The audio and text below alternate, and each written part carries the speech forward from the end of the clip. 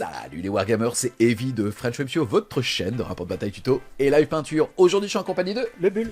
On va enfin découvrir les amis à quoi ressemble la 11e édition de Warhammer 40 000 en regardant ensemble le premier livre d'armée à sortir, celui des orques. Pour ceux qui découvrent Clément alias Le Bull, faut savoir que tu as été en équipe de France en 2024, l'année où on a chopé la première étoile, c'est-à-dire qu'on est devenu champion du monde en équipe. Tu as aussi gagné cette année la Ligue 1 avec le clan des Yokai, et donc tu es un joueur orc. On va donc découvrir ensemble ce que Game Workshop veut faire avec sa nouvelle version de Warhammer 40 000. Je pense déjà qu'on a tous été surpris de voir le nouveau format du codex, du livre d'armée. Il est super beau, il fait plus de 175 pages sur un format hybride où on n'est plus sur les gros formats avec justement une couverture dure. Là on est sur un livre rigide. Au début j'étais complètement réticent, on est quand même finalement sur un format qui fait un petit peu carnet de voyage que je trouve très appréciable, qu'on va pouvoir emmener avec nous et qui est donc super cool. Pour les personnes qui découvriraient l'ADN, on va dire des orques, vous allez être comblés. C'est 175 pages avec énormément de lore, énormément d'illustrations qui parcourent les décennies de propriété intellectuelle que Game Workshop a développé sur cette armée. Le seul défaut qu'on va avoir, c'est le fait que parfois la marge est très mauvaise et donc vous allez avoir des titres qui vont être collés ou même qui vont parfois mordre un petit peu avec justement le vide du bas ou du haut. Maintenant le codex sera à 32,50 € et ça fait beaucoup plus sens, il est beaucoup plus accessible et donc finalement, même si encore une fois je suis vraiment sous le charme du nouveau format, il y a comme une petite perte de qualité, mais comme il est moins cher, il sera plus accessible. Après, pour les personnes qui, pareil, pensaient aussi que dès qu'on achetait un livre d'armée, celui-ci allait de base être obsolète parce que Game Workshop allait se permettre de changer les coups en point qu'il y avait dedans, changer certaines règles. Là, c'est maintenant officiel. Vous avez à la fin du livre, justement, un code qu'il va falloir gratter pour pouvoir le découvrir, le mettre dans votre application. Et c'est vraiment dans l'application mobile de Warhammer 40 000 que toutes les règles vont se mettre à jour gratuitement et surtout en français. Et qu'est-ce que tu en as pensé, toi, lors du format ? Moi je trouve qu'il est super sympa, parce que déjà niveau taille, il est assez facile à transporter. Et en plus, en termes de lore, je trouve ça hyper cool, parce que on voit tous les clans, à quoi ils servent, et aussi toutes les petites unités, en fait, qu'est-ce qu'ils font, pourquoi ils sont là, etc. Donc je trouve ça cool. Yes, je suis d'accord avec toi. Déjà, même Stratagem va avoir sa petite explication en termes de lore. On sent vraiment qu'ils ont voulu faire des petits clins d'œil en mode toi t'es un ancien, hop, tu vas reconnaître la référence. Et si t'es un nouveau, on va au contraire t'éduquer à cette espèce de culture un peu des orques, et j'ai trouvé ça super appréciable. Après, juste peut-être la qualité, encore une fois, de la brochure, on sent que c'est de la colle, je sais pas comment est-ce que ça va durer dans le temps, et j'ai trouvé ça assez moyen finalement, même si, encore une fois, j'adore le nouveau format, et le côté un petit peu carnet qui va nous accompagner partout est très appréciable. Faut aussi noter que vous allez avoir les decks de cartes qui vont vous permettre d'avoir pas seulement les unités et surtout les stratagèmes, vous allez aussi avoir toutes les cartes des détachements pour pouvoir les poser sur la table et aussi vous créer une espèce de fiche que vous allez pouvoir remettre à votre adversaire en mode écoute, tout ce que tu dois savoir c'est là, puisqu'on va le voir, c'est quand même pas mal d'empilement de règles, ce qui pour moi est une bonne chose puisqu'on est quand même là pour jouer à un jeu d'adulte. Toi, qu'est-ce que tu as pensé cette fois-ci maintenant du fond du livre? Qu'est-ce que tu attendais en tant que joueur compétiteur et aussi en tant que vrai fanboy de la culture orc avec un K? Et qu'est-ce que tu as eu finalement? Pour moi, principalement pour l'avion, c'est les détachements. Dans le codex orc, il y a genre plus de 15 détachements, donc 14 qui sont à un point. Donc déjà, ça crée une possibilité vraiment, pas infinie, mais très élevée, où on peut vraiment jouer tout et n'importe quoi. Et on a un peu cette saveur de la 8ème édition avec la possibilité de mixer plusieurs clans. C'est vraiment intéressant ce que tu viens de dire, puisque pour les vieux joueurs, on a un peu perdu, tout comme avec les Space Marines, tu sais, l'identité qu'on avait, c'est-à-dire que t'es ultramarine, tu ne joueras que ultramarine. Maintenant, c'est vraiment les règles par les détachements et plus nécessairement par leur chapitre. Pour les clans, c'est un peu la même chose. On aura peut-être moins de personnes, tu sais, qui s'identifient au Bad Moon en peignant leur armée en jaune. Maintenant, on va pouvoir se dire, je vais faire mon propre clan et aller chercher ce qui m'intéresse en termes de gameplay. Mais tout ça va se traduire aussi par le fait qu'il y a un nombre de détachements qui est ultra important et qui fait qu'en termes de profondeur et de rejouabilité, on a quelque chose d'un petit peu sans limite. Et chaque détachement est assez bien écrit, on sent quand même que c'est assez balance, c'est-à-dire que l'équilibrage interne est plutôt respecté. Et par contre, parler d'équilibrage externe, c'est-à-dire avec le reste du monde, c'est encore un petit peu tôt. D'ailleurs, vous allez le voir, on est ici sur une grosse augmentation des coups en point. On va donc perdre un petit peu justement d'unités sur table. Alors, 2 points. La première, c'est que ne vous vexez pas ou ne vous offusquez pas en disant « Oh, mon armée elle est morte parce que ça y est, ça a pris 10%. » Aujourd'hui, il faut savoir que Game Workshop rééquilibre son jeu tous les 3 mois. Et donc, je suis pas inquiet par rapport à ça. L'orc, sorti même des championnats du monde, était trop fort. C'est-à-dire qu'il méritait justement une augmentation de coups en point. Là où on n'a pas encore le recul nécessaire, c'est de savoir est-ce qu'on est sur un équilibrage de l'orc ou est-ce qu'on est sur une diminution du nombre de figurines souhaitées sur une partie au format 2000 points pour rendre le jeu plus accessible. Mais ça, il n'y a que finalement la sortie d'autres livres d'armée qui nous le dira. Avant de rentrer dans les règles, qu'est-ce que tu dirais, ou en tout cas comment est-ce que tu présenterais l'orc à quelqu'un qui voudrait justement commencer cette collection? Bah déjà en termes de modélisme, je trouve que l'orc c'est incroyable. Entre les différentes peintures, en fait on peut prendre un camion et mettre 5 couleurs différentes et dire bah oui mais là j'ai de la chance, là c'est de la force, donc trop bien. Donc déjà c'est hyper cool le modélisme. Et après en termes de gameplay, bah en fait on peut tout faire. Hein. On peut faire du corps à corps avec de la masse, on peut jouer une armée d'élite à base de nobs et de méga nobs. Et aussi on peut jouer du tir avec des flash d'hit ou même des tirs orques genre comme les boîtes qui tuent ou les avions par exemple. C'est vrai qu'en termes de modélisme, de toute façon, tu vas tout faire. Tu peux faire de la peau, tu peux faire des métaux, tu peux faire des codes de mailles quasi indirectement. Tu peux vraiment tout faire, du cuir avec même des squigs. C'est vrai que d'un point de vue modéliste, c'est une armée qui se prête à tout, aussi bien aux débutants avec par exemple de la contraste, que finalement à des peintres ultra experts qui vont rentrer dans la carnation et qui vont vraiment pouvoir se faire plaisir. Est-ce que tu penses ensuite que c'est une armée qui va bien durer dans le temps en termes de méta? Bah oui, je pense, parce que le class Orc, c'est quand même un class qui est quand même assez épais, hein. Il y a pas mal d'unités. Et aussi, bah, avec tous les détachements possibles, en fait, on peut jouer tout et n'importe quoi. Donc, même si on va dire qu'il y a quelque chose de trop fort, qui va être nerfé dans le futur, en fait, on va juste rebondir sur notre truc qui est trop bien et on va continuer ainsi. Et aussi, autre point important, les Luta et Burna sont passés, eux, légendes, et il y a une forme d'uniformisation au niveau de certains buggy qui fait que maintenant, vous allez en gros avoir quelque chose de fourre-tout sur lequel vous jouerez un petit peu le buggy que vous voulez, puisque vous allez avoir le choix des armes. Pour maintenant vous présenter la règle principale des orques, c'est bien évidemment la WAG, le fait de pouvoir relancer tout le temps les jets d'advance, et le tout, on décide de déclencher sa WAG, de devenir énervé avec le mot-clé vénère. Je trouvais ça assez rigolo, je trouve que les traductions sont pas mal d'ailleurs pour une fois en français. Vous allez donc pendant le round de bataille sur lequel vous allez déclencher votre WAG, et celle-ci se déclenchera au début de votre phase de commandement, avoir une invulnérable à 5, le fait d'avoir assaut sur toutes vos armes, et aussi le fait donc de pouvoir courir, advance et charger. On va voir qu'il existe aussi d'autres mécanismes pour rendre votre unité directement vénère, donc sous les effets de la WAG, sans pour autant la déclencher sur l'intégralité de votre armée. En tout cas, par rapport à avant, c'est la perte de plus une attaque et plus en force, mais qu'est-ce que tu penses quand même de cette règle ? Bah en fait, on perd plus une attaque, plus en force, c'est un peu triste, mais par contre, gagner la reroll des advance tout le temps, même en étant hors WAG, je trouve que c'est très intéressant parce que ça fiabilise l'orc. Généralement, quand on déclare une WAG, il y en a qui couraient vite, et il y en a qui couraient pas vite, et en fait ils étaient derrière, ils pouvaient pas charger, et ses potes se faisaient casser la bouche, et eux ils attendaient. Donc déjà, je trouve que ça c'est un énorme buff. Après, le plus une attaque, plus un force, dans le codex, il faut savoir qu'il y a des datasheets qui en bénéficient. Par exemple, tous les boys qui étaient force 4 sont passés force 5. Certaines unités, ils ont récupéré leur plus une attaque en WAG, comme les Breka, donc ceux avec les marteaux, qui n'avaient que 2 attaques, sont passés à 3. Donc au final, c'est une perte, mais gagner la reroll des advance, je trouve ça quand même cool. Et aussi, passer à assaut avec tout le monde, ça permet aussi d'avoir aussi une phase de tir quand on est en WAG, parce que généralement, c'était généralement quand on jouait le Warhorde, en fait on déclarait la WAG, on courait avec tout le monde et on tirait pas.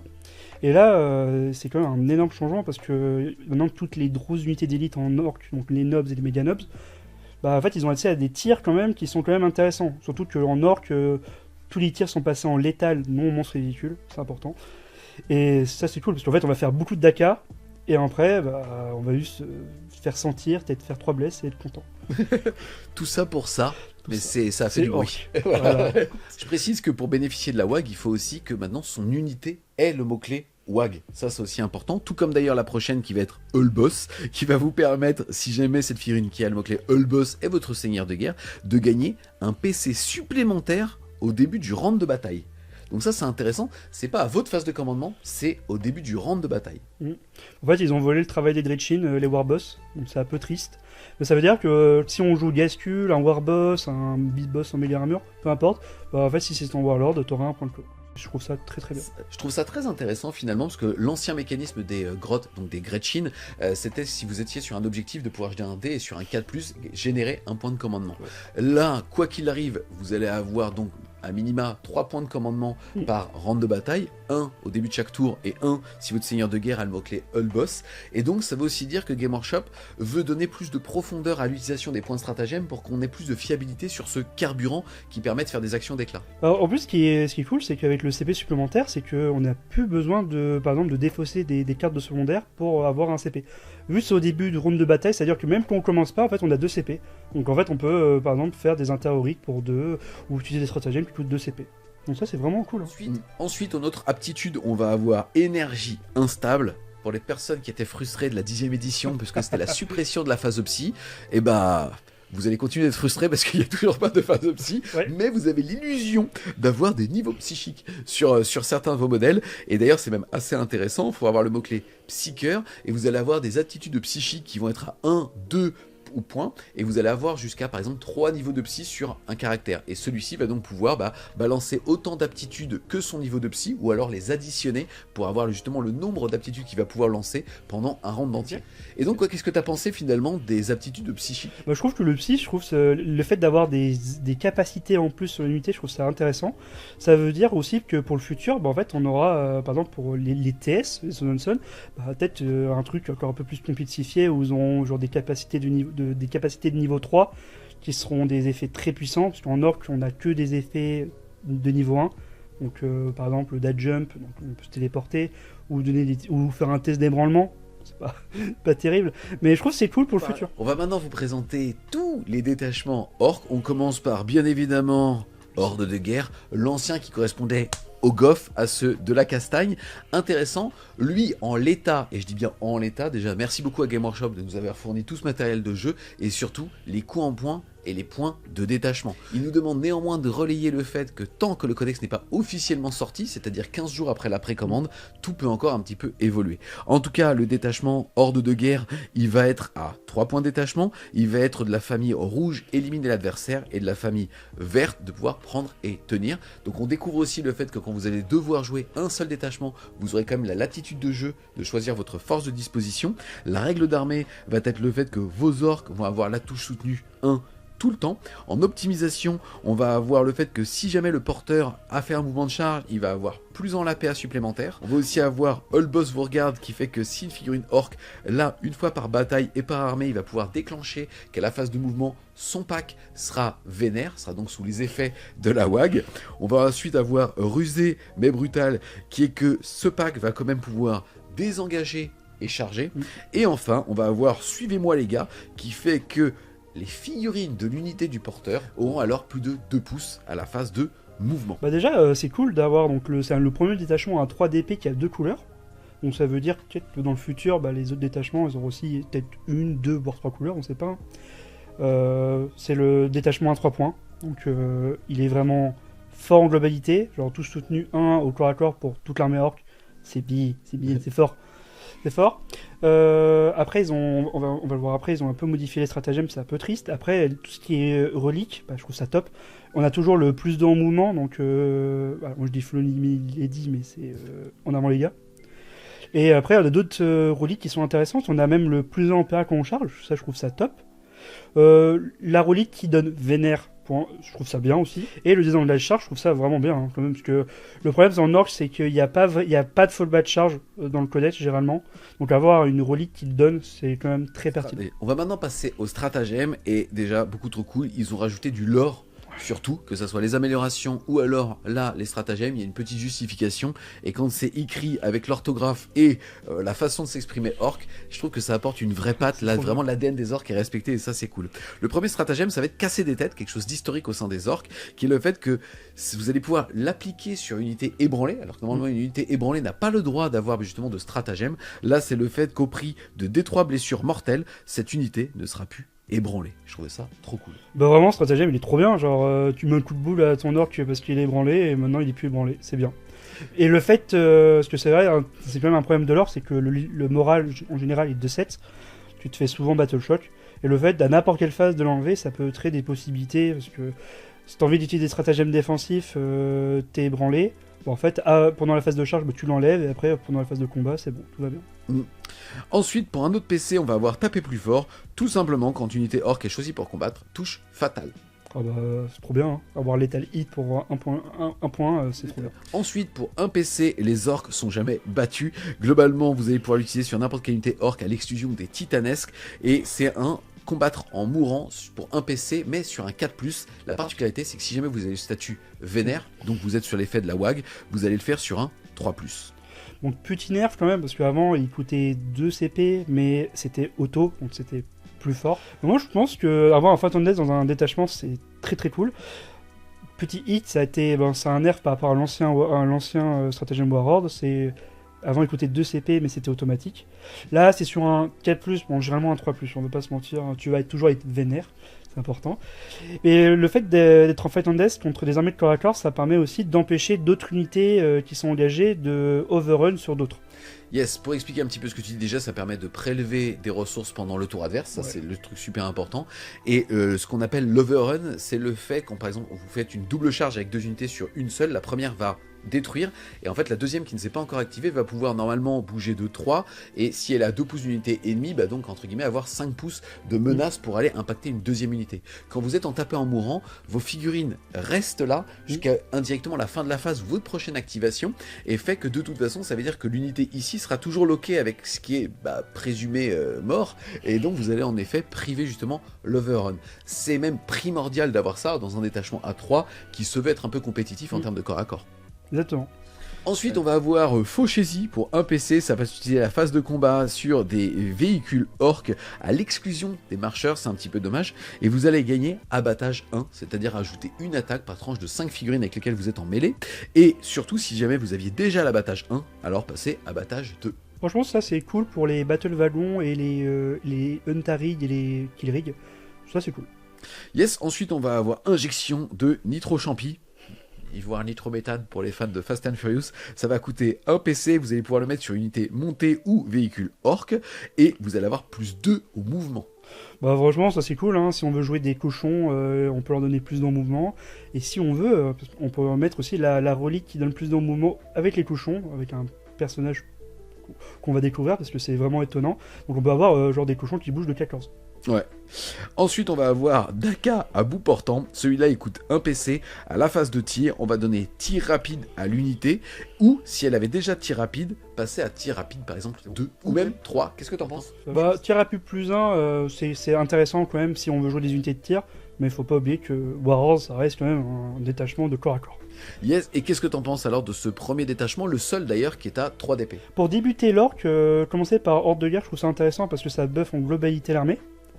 Malheureusement, les stratagèmes sont un peu décevants par rapport à l'ancien détachement Warlord qu'on avait. Et je pense que faire un mixte d'autres détachements, je pense que ça sera plus compétitif et plus intéressant à faire. On passe maintenant au deuxième détachement, celui de la marée verte, la Green Tide. Il est à 1 point, comme tous les autres qu'on va voir. Il est de la famille prendre et tenir. Et on va commencer donc par sa règle, brutalité en bande. Les unités de boys vont avoir touche soutenue 1 au corps à corps. Et si vous avez une unité de type infanterie et qu'elle a fait un mouvement de charge, vous allez avoir touche fatale sur tout, sauf les monstres et les véhicules. Donc les boys auront tous ces bonus. Oui.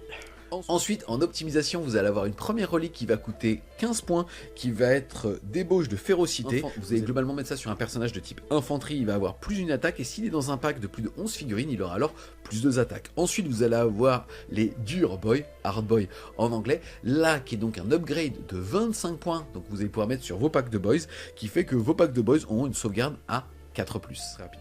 Ensuite, pour vous parler des stratagèmes de ce détachement, on va avoir Carnage sans borne qui coûte un PC. Tout simplement, vous allez le déclencher à la phase de combat si votre unité a fait un mouvement de charge à la phase de charge, et vous allez avoir plus une attaque, ça marche que sur les boys. Pour un autre PC, vous allez avoir Mentalité de la bande, qui est tout simplement le fait que si jamais vous avez un pack de 13 figurines ou plus d'infanterie, vous allez pouvoir à votre phase de commandement réussir automatiquement un test d'ébranlement sur une unité à 12 pouces de celle-ci. Donc c'est un petit peu la loi de la bande pour ceux qui sont des anciens joueurs orques. Et enfin, vous avez le On y va pour un PC à votre phase de mouvement, soit mettre ça sur un pack de boys, soit d'Alpager, le fait d'avoir plus 2 au jet d'advance. Qu'est-ce que tu penses de ce détachement marée verte? Bah déjà, vraiment, la règle de détachement est hyper intéressant. Bon, ça buff les boys pour avoir tout soutenu, mais le fait que toute l'infanterie est létale sur tout ce qui n'est pas monstre et véhicule, je trouve ça très polyvalent. Bah, par rapport aux améliorations, la sauvegarde à 4, c'est un peu anecdotique, surtout quand on a une WAG qui nous donne une invue à 5, et le plus une attaque, voire le plus 2, c'est aussi anecdotique quand on peut avoir, par exemple, plus 1 aux dégâts, ou d'autres choses. Et après, niveau stratagème, vraiment, les 3 sont top. Avoir un stratagème qui réussit auto les tests de battle shot, je trouve ça hyper important. Si on joue des boss, avoir plus une attaque, c'est bien. Et avoir plus de en advance, je trouve ça top aussi. Troisième détachement, deuxième à 1 point de détachement, c'est celui des Bully Boys, en français celui des dérouilleurs. Il est de la famille éliminer l'adversaire. Il va tout simplement donner aux Mega Nobs et aux Nobs la touche soutenue. Ensuite, en termes d'amélioration, vous allez avoir un upgrade pour vos nobs qui fait que pour 15 points, dès que quelqu'un va vouloir s'en désengager, il devra faire quoi qu'il arrive une fuite désespérée. Et si jamais vous êtes vénère, c'est-à-dire sous l'effet de la WAG, alors il aura -1 au jet de risque. Et ensuite, on a le boss à Tela Tepula qui lui coûte 20 points et qui va permettre à cette figurine d'avoir la frappe en profondeur. Au niveau ensuite des stratagèmes, on va avoir pour un PC trop arrogant pour mourir, le fait de pouvoir taper en mourant sur un 4+, et sur un 3+, si jamais vous êtes vénère. On va avoir armé jusqu'aux dents, qui fait que vous allez pouvoir relancer les jets de touche de 1 à la phase de tir ou de combat avec les nobs et les méga nobs, et de pouvoir relancer tous les jets de touche si jamais vous avez le statut vénère. Et enfin, brut énorme pour un PC qui fait que sur vos unités de nobs et de méga nobs, vous allez avoir uniquement à la phase de tir -1 pour être blessé si jamais le jet de force dépasse votre endurance. Et dernier stratagème, et on voit la profondeur et le niveau de granularité de ceci, c'est brut énorme pour un PC, pour vos nobs et méga nobs, vous allez avoir -1 pour être blessé si la force de l'attaque dépasse votre endurance, ou alors pour un PC supplémentaire, toujours -1 pour être blessé. Je trouve ça vraiment trop cool. Moi, je pense que ce détachement, c'est probablement un des meilleurs que je trouve par rapport du corps à corps. Les nobs et les méga nobs, ça tape de ouf. Vraiment, c'est une unité élite orc, surtout que les nobs, la nouvelle fille, elle est magnifique en plus. Ils sont passés à 3 PV. Ouais, ils sont chers. Ça, tous les nobs sont passés à 3 PV, donc ça, c'est cool. Bon, c'est pas long, le coût en points a aussi augmenté. Après, pour les optimisations, celle des nobs, c'est un peu osef, parce que vu qu'on joue des persos, on va sûrement mettre des roulites sur les personnages. La frappe en profondeur, ça c'est top. Comme ça, on peut avoir une autre exploit de méga nobs en frappe en profondeur, parce qu'on peut en avoir 2. Et vraiment, les stratagèmes, c'est vraiment trop bien. Avoir la full reroll des hits au tir et au corps à corps, c'est hyper intéressant parce qu'en fait, les nobs et les méga nobs, mine de rien, ça tire plutôt correctement, surtout avec une full reroll des hits. Être en fight and death, c'est vraiment trop fort, surtout quand on joue une armée de corps à corps. Et le -1 bless, pour un CP sur la force super endurance, c'est cool. Et pour 2 CP, -1 bless flat, c'est trop bien. Faut comprendre que quand la personne en général va vous blesser à 5, le fait de le passer flat à 6, vous divisez par 2 sa létalité. Ouais, ça c'est pour les Eldar, ça. Et qu'est-ce que tu penses alors en overall de ce détachement? Franchement, si vous aimez les méga nobs et les nobs, vraiment ce détachement il est auto-include, c'est juste trop bien. On passe maintenant au plus petit des détachements pour le plus petit des figurines avec les nuées de Minus. Clairement, vous allez voir encore une fois que Game Workshop respecte les joueurs orcs, respecte l'ADN aussi qu'on attendait justement d'eux. Bref, vous allez voir, c'est trop bien. Nuée de Minus, c'est donc le détachement des Gretchin. Il va être de la famille Priority Asset, donc atout prioritaire. Il va transformer vos Gretchin en ligne. Vous serez donc plus capé, on va dire, à 3 occurrences pour vos unités de Gretchin. Et surtout, ils sont éligibles à faire des actions, même quand ils ont couru. Au niveau des optimisations, les deux sont des améliorations et coûtent 10 points. La première va donner à vos Gretchin -3 en portée de détection. Vous allez pouvoir être en agent solitaire 9 pouces si jamais vous êtes caché et à terre. Et ensuite, vous allez pouvoir, sur les packs qui vont payer cette amélioration, avoir éclaireur 6. Ensuite, au niveau des stratagèmes, pour 2 PC, vous allez pouvoir ramener une unité de Gretchin décédée précédemment à la vie en renfort stratégique.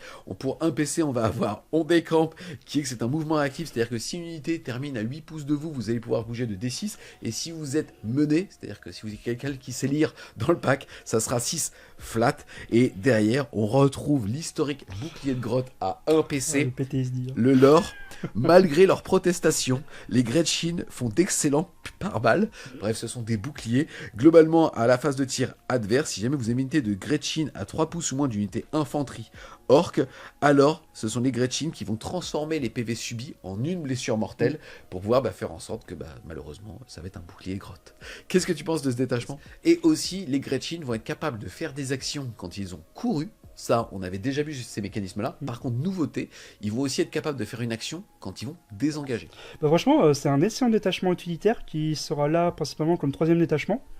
Le fait d'avoir donc déjà d'avoir des Dritchin en ligne, c'est-à-dire qu'on peut en jouer plus que 3, c'est hyper intéressant. C'est généralement une unité qui fait pas mal d'actions dans le Codex Orc. Et le fait d'avoir déjà d'un stratagème qui permet de servir de bouclier, c'est très très fort. Parce qu'en fait, le but c'est de jouer des unités de 20 Dritchin qui vaut 80 points et qui peut juste être derrière Gaskul et absorber tous les canons laser. Donc ça c'est très fort, et en plus la possibilité de raise le pack. Ça, j'espère que c'est un truc qui va être limité une fois par partie, parce que la dernière fois que on pouvait faire ça en permanence, c'était absurde. Bon, avec des Gritchin, c'est pas trop grave. Mais moi, je pense principalement Tyrannide, où c'était pas marrant. Et aussi avoir eu accès à l'atout prioritaire, c'est quand même très bien dans un Codex Orc. Ensuite, autre détachement, ça va être celui des Flingue Boys. Celui-là, il est de la famille éliminer l'adversaire. La règle, c'est Daka, Daka, Daka. Vos unités infanterie vont donc avoir l'assaut, le fait de pouvoir advance et quand même pouvoir tirer. Et quand elles sont sous l'effet de la wax, c'est-à-dire qu'elles sont vénères, elles vont aussi avoir plus 3 pouces de portée. Au niveau des optimisations respectivement à 25 et 20 points, on commence par le machin Kebloui.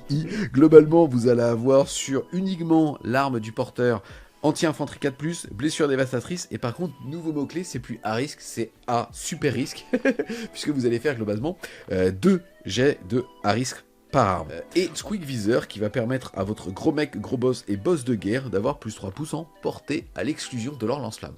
Qu'est-ce que t'en penses ? Vraiment, si on veut jouer du tir, il y a quand même de l'infanterie de tir en orc. Je trouve que c'est un très bon détachement.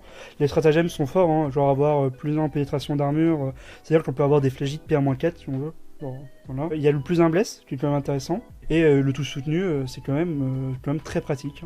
Donc vraiment, ce détachement il est quand même bien. Hein. Ensuite, on va passer à Brigade Tactique, qui est en prendre et tenir. Vous allez avoir la règle étrangement bien organisée. Pareil, il coûte 1 DP celui-là. Il va vous permettre aux unités de Choc Boys de passer ligne, et aux unités Commando, Choc Boys et Boys de quand même pouvoir charger à un tour où ils désengagent. Au niveau des optimisations, la première va être à 20 points et va permettre à un gros mec, un boss de guerre d'infanterie, de pouvoir être attaché à une unité de commando et surtout d'avoir le mot-clé infiltrateur et discrétion. Et en upgrade, vous allez pouvoir pour 15 points mettre une unité de commando ou de Choc Boys avec la touche fatale sur tout le monde sauf monstres et véhicules. Ensuite, en stratagème, on va avoir retenue douteuse. Vous allez avoir tout simplement un sticky objectif de phase de mouvement sur les boys, les commandos et les Choc Boys. Ensuite, vous allez avoir quasi concentré sur la mission qui fait que pour un PC, vous allez pouvoir désengager et quand même faire potentiellement une action. Et enfin, pour un PC, vous allez avoir, quand ils ont le dos tourné, qui est tout simplement que si jamais vous êtes boys, commando ou Choc Boys et que juste une unité s'est désengagée de vous, vous allez pouvoir faire un mouvement normal de 6 pouces. Qu'est-ce que t'en penses ? Bah vraiment, c'est un très bon détachement utilitaire. Moi, je considère qu'il y a des détachements utilitaires qui sont là en tant que support. Il y a des détachements où on est là pour buffer l'armée en termes de puissance. Déjà, avoir le fallback pour les boys, je trouve ça très fort, le fallback charge. Ça veut dire qu'on peut jouer des hordes de boys qui peuvent pas se faire engager et être embourbés. Après, avoir des Stormboys en ligne, je trouve ça cool, parce que vraiment les Stormboys, c'est une unité qui est chouette. Les stratagèmes sont un peu... les 2 premiers sont un peu anecdotiques, parce qu'on a les Dritchin qui ont le mot-clé sticky. Par contre, le fait de Red Timo à la fin de la phase de mouvement, quand quelqu'un se désengage, je trouve ça très intéressant. Et après, je pense que la relique qui permet d'avoir, par exemple, un Warboss en infiltration, ça peut peut-être faire des blagues. D'avoir quelqu'un qui va se mettre vénère dès le tour 1 et les tabasser quelqu'un, je trouve ça quand même intéressant. Pour illustrer ce que dit Clément, il faut juste noter donc que vous allez pouvoir avoir un Warboss dans un pack qui est infiltré, qui dès le tour 1, la règle du Warboss c'est de donner vénère à son pack, donc Advance, charge. Quand on a 8 pouces de la zone adverse, il y a quand même moyen d'aller justement enfoncer dès le tour 1 et c'est ce qu'on a envie de faire quand on joue un big boss sur table. Ensuite, nouveau détachement, ça va être celui des bousilleurs qui va être de la famille atout prioritaire qui va permettre aux casseurs, frimeurs et casse-tank de pouvoir relancer en tir les 1 à la touche quand la cible ou vous-même êtes sur un objectif. En termes d'optimisation, pour 25 points, vous allez pouvoir mettre un chapeau de capitaine, un gros mec ou un boss de guerre de type infanterie pour pouvoir redéployer jusqu'à 3 unités. Attention, on ne sait pas qui commence au moment du redéploiement. Donc voilà, c'est les nouveaux redéploiements. Et enfin, pour 20 points, le Daka Super Luxe qui va vous permettre de donner tir rapide en upgrade donc au flingue de luxe, c'est-à-dire tout simplement au frimeur.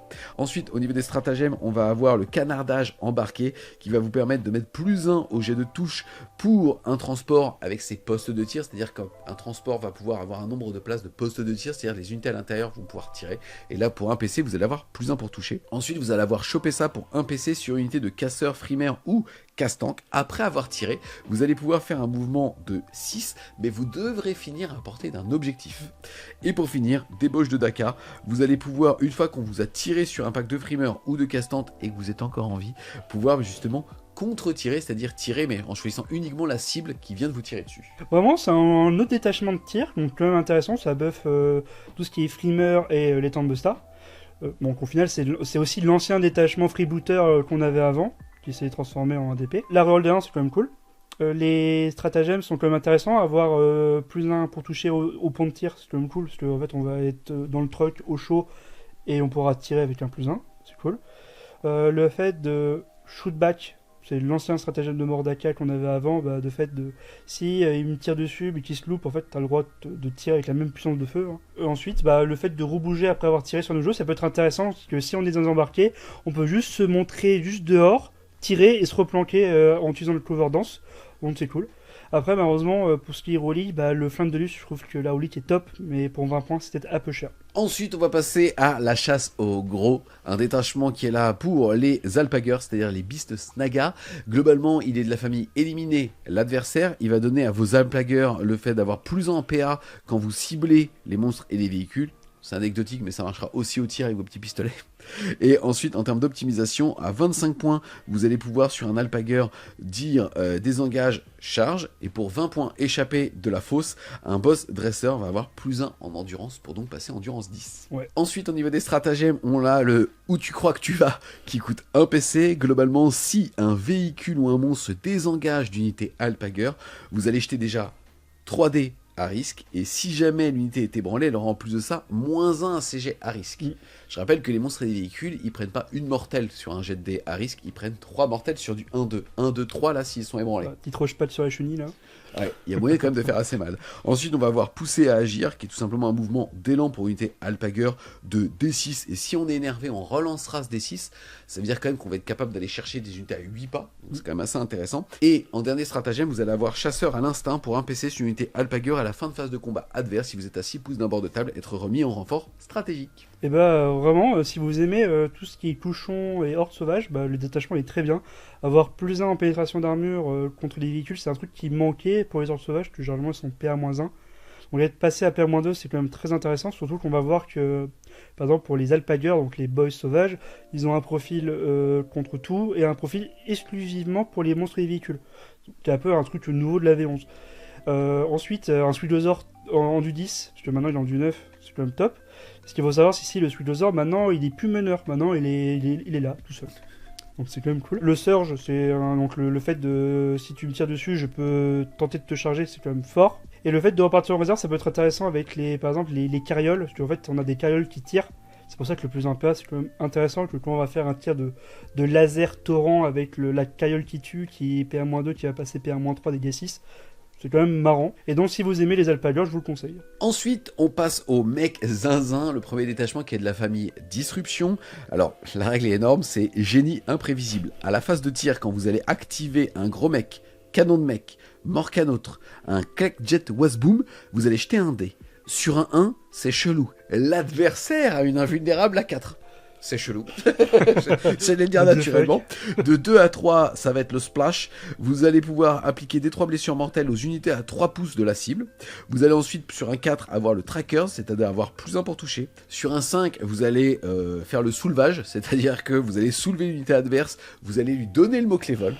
Par contre, elle ne bénéficiera plus de couvert, en gros, jusqu'à votre prochain tir. Et sur un 6, vous allez rendre l'adversaire tout petit et lui donner -1 à l'endurance. Le seul stratagème que vous allez avoir, c'est le fait que sur un canon de mec, vous allez pour un PC lui donner la touche fatale ou touche soutenue, ou à risque touche fatale et touche soutenue. Ensuite, au niveau des optimisations, sur un gros mec pour 30 points, vous allez donner le fait que son pack va être vénère, c'est-à-dire qu'il sera sous l'effet de la WAG tout le temps. Ensuite, pour 20 points, vous allez avoir le choqueur caractériel, qui est une amélioration cette fois-ci sur un grand mec avec choc attaque. En gros, vous allez jeter un dé sur un 1, il va toucher automatiquement, mais il va disparaître. Sur un 2 à 5, il va gagner plus une attaque. Et sur un 6, il va avoir touche soutenue 2. Et enfin, pour 10 points, vous allez avoir Aspire Minus. Alors c'est trop cool, il faut savoir en gros que la technologie des Shock Attack Gun, c'est le fait que vous allez tenter de téléporter des Snocklings à l'intérieur des ennemis. Et c'est pour ça qu'en fait, en gros, ils vont creuser et malheureusement, ça va faire assez de dégâts. Là, il faut savoir que si jamais vous avez été touché par un Shock Attack Gun, en réalité, vous êtes infesté de Snocklings et vous ouvrez tout simplement un malus de -1 au commandement. Qu'est-ce que tu penses de ce détachement qui t'ouvre aussi, alors même si c'est moins bon aujourd'hui, la disruption? Bah déjà, c'est un détachement ultra fun, que jouer des mécanos qui ont des règles aléatoires, je trouve ça tout de même très intéressant. Le Shock Attack Gun avec la roulite sur un 1, en fait il est torrent, donc il va faire très très mal, après il se fait pour le moment absorbé par le canon et il disparaît avec. Ça je trouve ça très cool. Franchement le détachement, moi je le trouve vraiment intéressant, hein, parce que les bonus sont pas déconnants. Franchement le 4 pour avoir +1 pour toucher, je trouve ça cool. Les mortals, c'est intéressant. Bon, c'est chelou. Si tu fais 1, bah, c'est pas grave. Hein. C'est orc. Hein.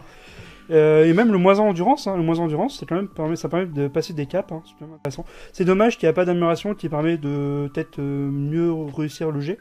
Un peu dommage. Et aussi, on peut jouer des med guns. Hein. Le stratagème pour les med guns, donc les canons de mec, c'est vraiment top. Hein. Être soutenu et létal, c'est vraiment cool. Globalement, est-ce que c'est compétitif ou pas à ton avis? Alors, compétitive, non, mais par exemple, si on a 14 détachements, à un moment, il faut choisir le troisième et dire, ah bah en fait, je joue des escouades avec, par exemple, un Big Mech avec des méga armures, ou un Big Mech en shoot attack gun avec des Busta, j'ai rien d'autre à prendre, bah je prends celui-là parce que ça peut me donner des bonus. Donc c'est quand même intéressant, quoi. Ensuite, on passe au détachement bande de Dread, donc le Dread Mob qui, lui, de la famille éliminer l'adversaire. On va avoir comme règle et 16 boutons. En gros, globalement, à chaque fois que vous activez une unité marcheur, donc en marcheur, on va avoir les gros Dreadnoughts, les Dreadnoughts de grotte et les nouveaux Dakari qui sont donc les marcheurs de la nouvelle figurine de la boîte Armageddon. Globalement, vous allez jeter un dé et ne pas avoir de malus, ou alors jeter 2 dés, par contre, vous devrez faire un jet de risque. Globalement, sur un 1-2, vous aurez plus une attaque, 3-4 plus 2 en force et 5-6 plus 1 en PA.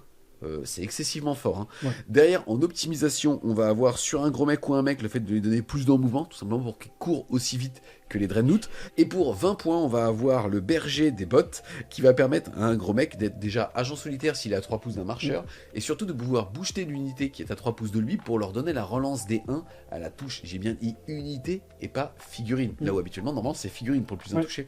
Par exemple, les mecs éduqués qui ont travaillé pendant des décennies comme les Tech Marines sont moins bons que ce gars. On va rien dire. Ensuite, on va avoir pour un PC le ravage d'aimant. C'est tout simplement sur un marchand le fait de lui faire taper en mourant sur du 4+. Et si celui-ci est un dread de la mort, c'est-à-dire le plus gros dread, d'avoir sur du 3+. On va avoir le marcheur vénère pour un PC qui va donner à un marcheur le mot-clé vénère, donc l'équivalent de la WAG à la phase de mouvement. Et enfin, colosse de piétineur qui fait que pour un PC, vos packs de marcheurs, vous pourrez avoir la mot-clé mobile, donc traverser les murs. Franchement, le détachement, il est top. Hein. Si vous aimez jouer des bots qui tuent, des Death Dread, et même des Dakari, vraiment, ce détachement, il est très très fort, très polyvalent, parce que ça marche au tir au corps à corps. Faut pas oublier que les Dreadnought Orc et les Dreadsheet, ça a un profil de close intéressant et aussi un profil de tir. Après, les niveaux amélioration, le berger de bot qui donne la reroll des as pour toucher, c'est quand même très fort. Surtout qu'il faut savoir, c'est que les mecs, même le mécano de base, il a pas loup solitaire, donc là il l'obtient, c'est quand même intéressant. Et après, les stratagèmes, avoir pour un CP la WAT, c'est trop pratique.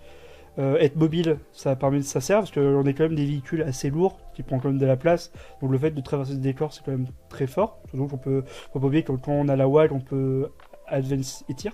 Et le Fight on Death, ça sert quand même. Ensuite, on va avoir le détachement Brigade Blitz qui va être de la famille prendre et tenir. Il va avoir comme règle élan irrésistible puisque vos chariots, donc chariots de guerre, vont pouvoir relancer les jets de charge et surtout, ils vont pouvoir, à la place de jeter le dé pour faire l'advance, advance auto à 6. Ensuite, en optimisation, la première, c'est couleur du boss qui lui va coûter 10 points, qui va permettre tout simplement, si jamais vous avez un boss de guerre à l'intérieur du chariot, de le faire bénéficier de la règle motivation par intimidation qui permet donc de choisir une unité à 6 pouces et de lui donner le mot-clé vénère, donc l'équivalent de la WAG. Donc très très fort. Et ensuite pour 10 points, vos chariots qui contiendraient un gros mec vont avoir In Your Cover, et si elle est vénère, touche soutenu 1.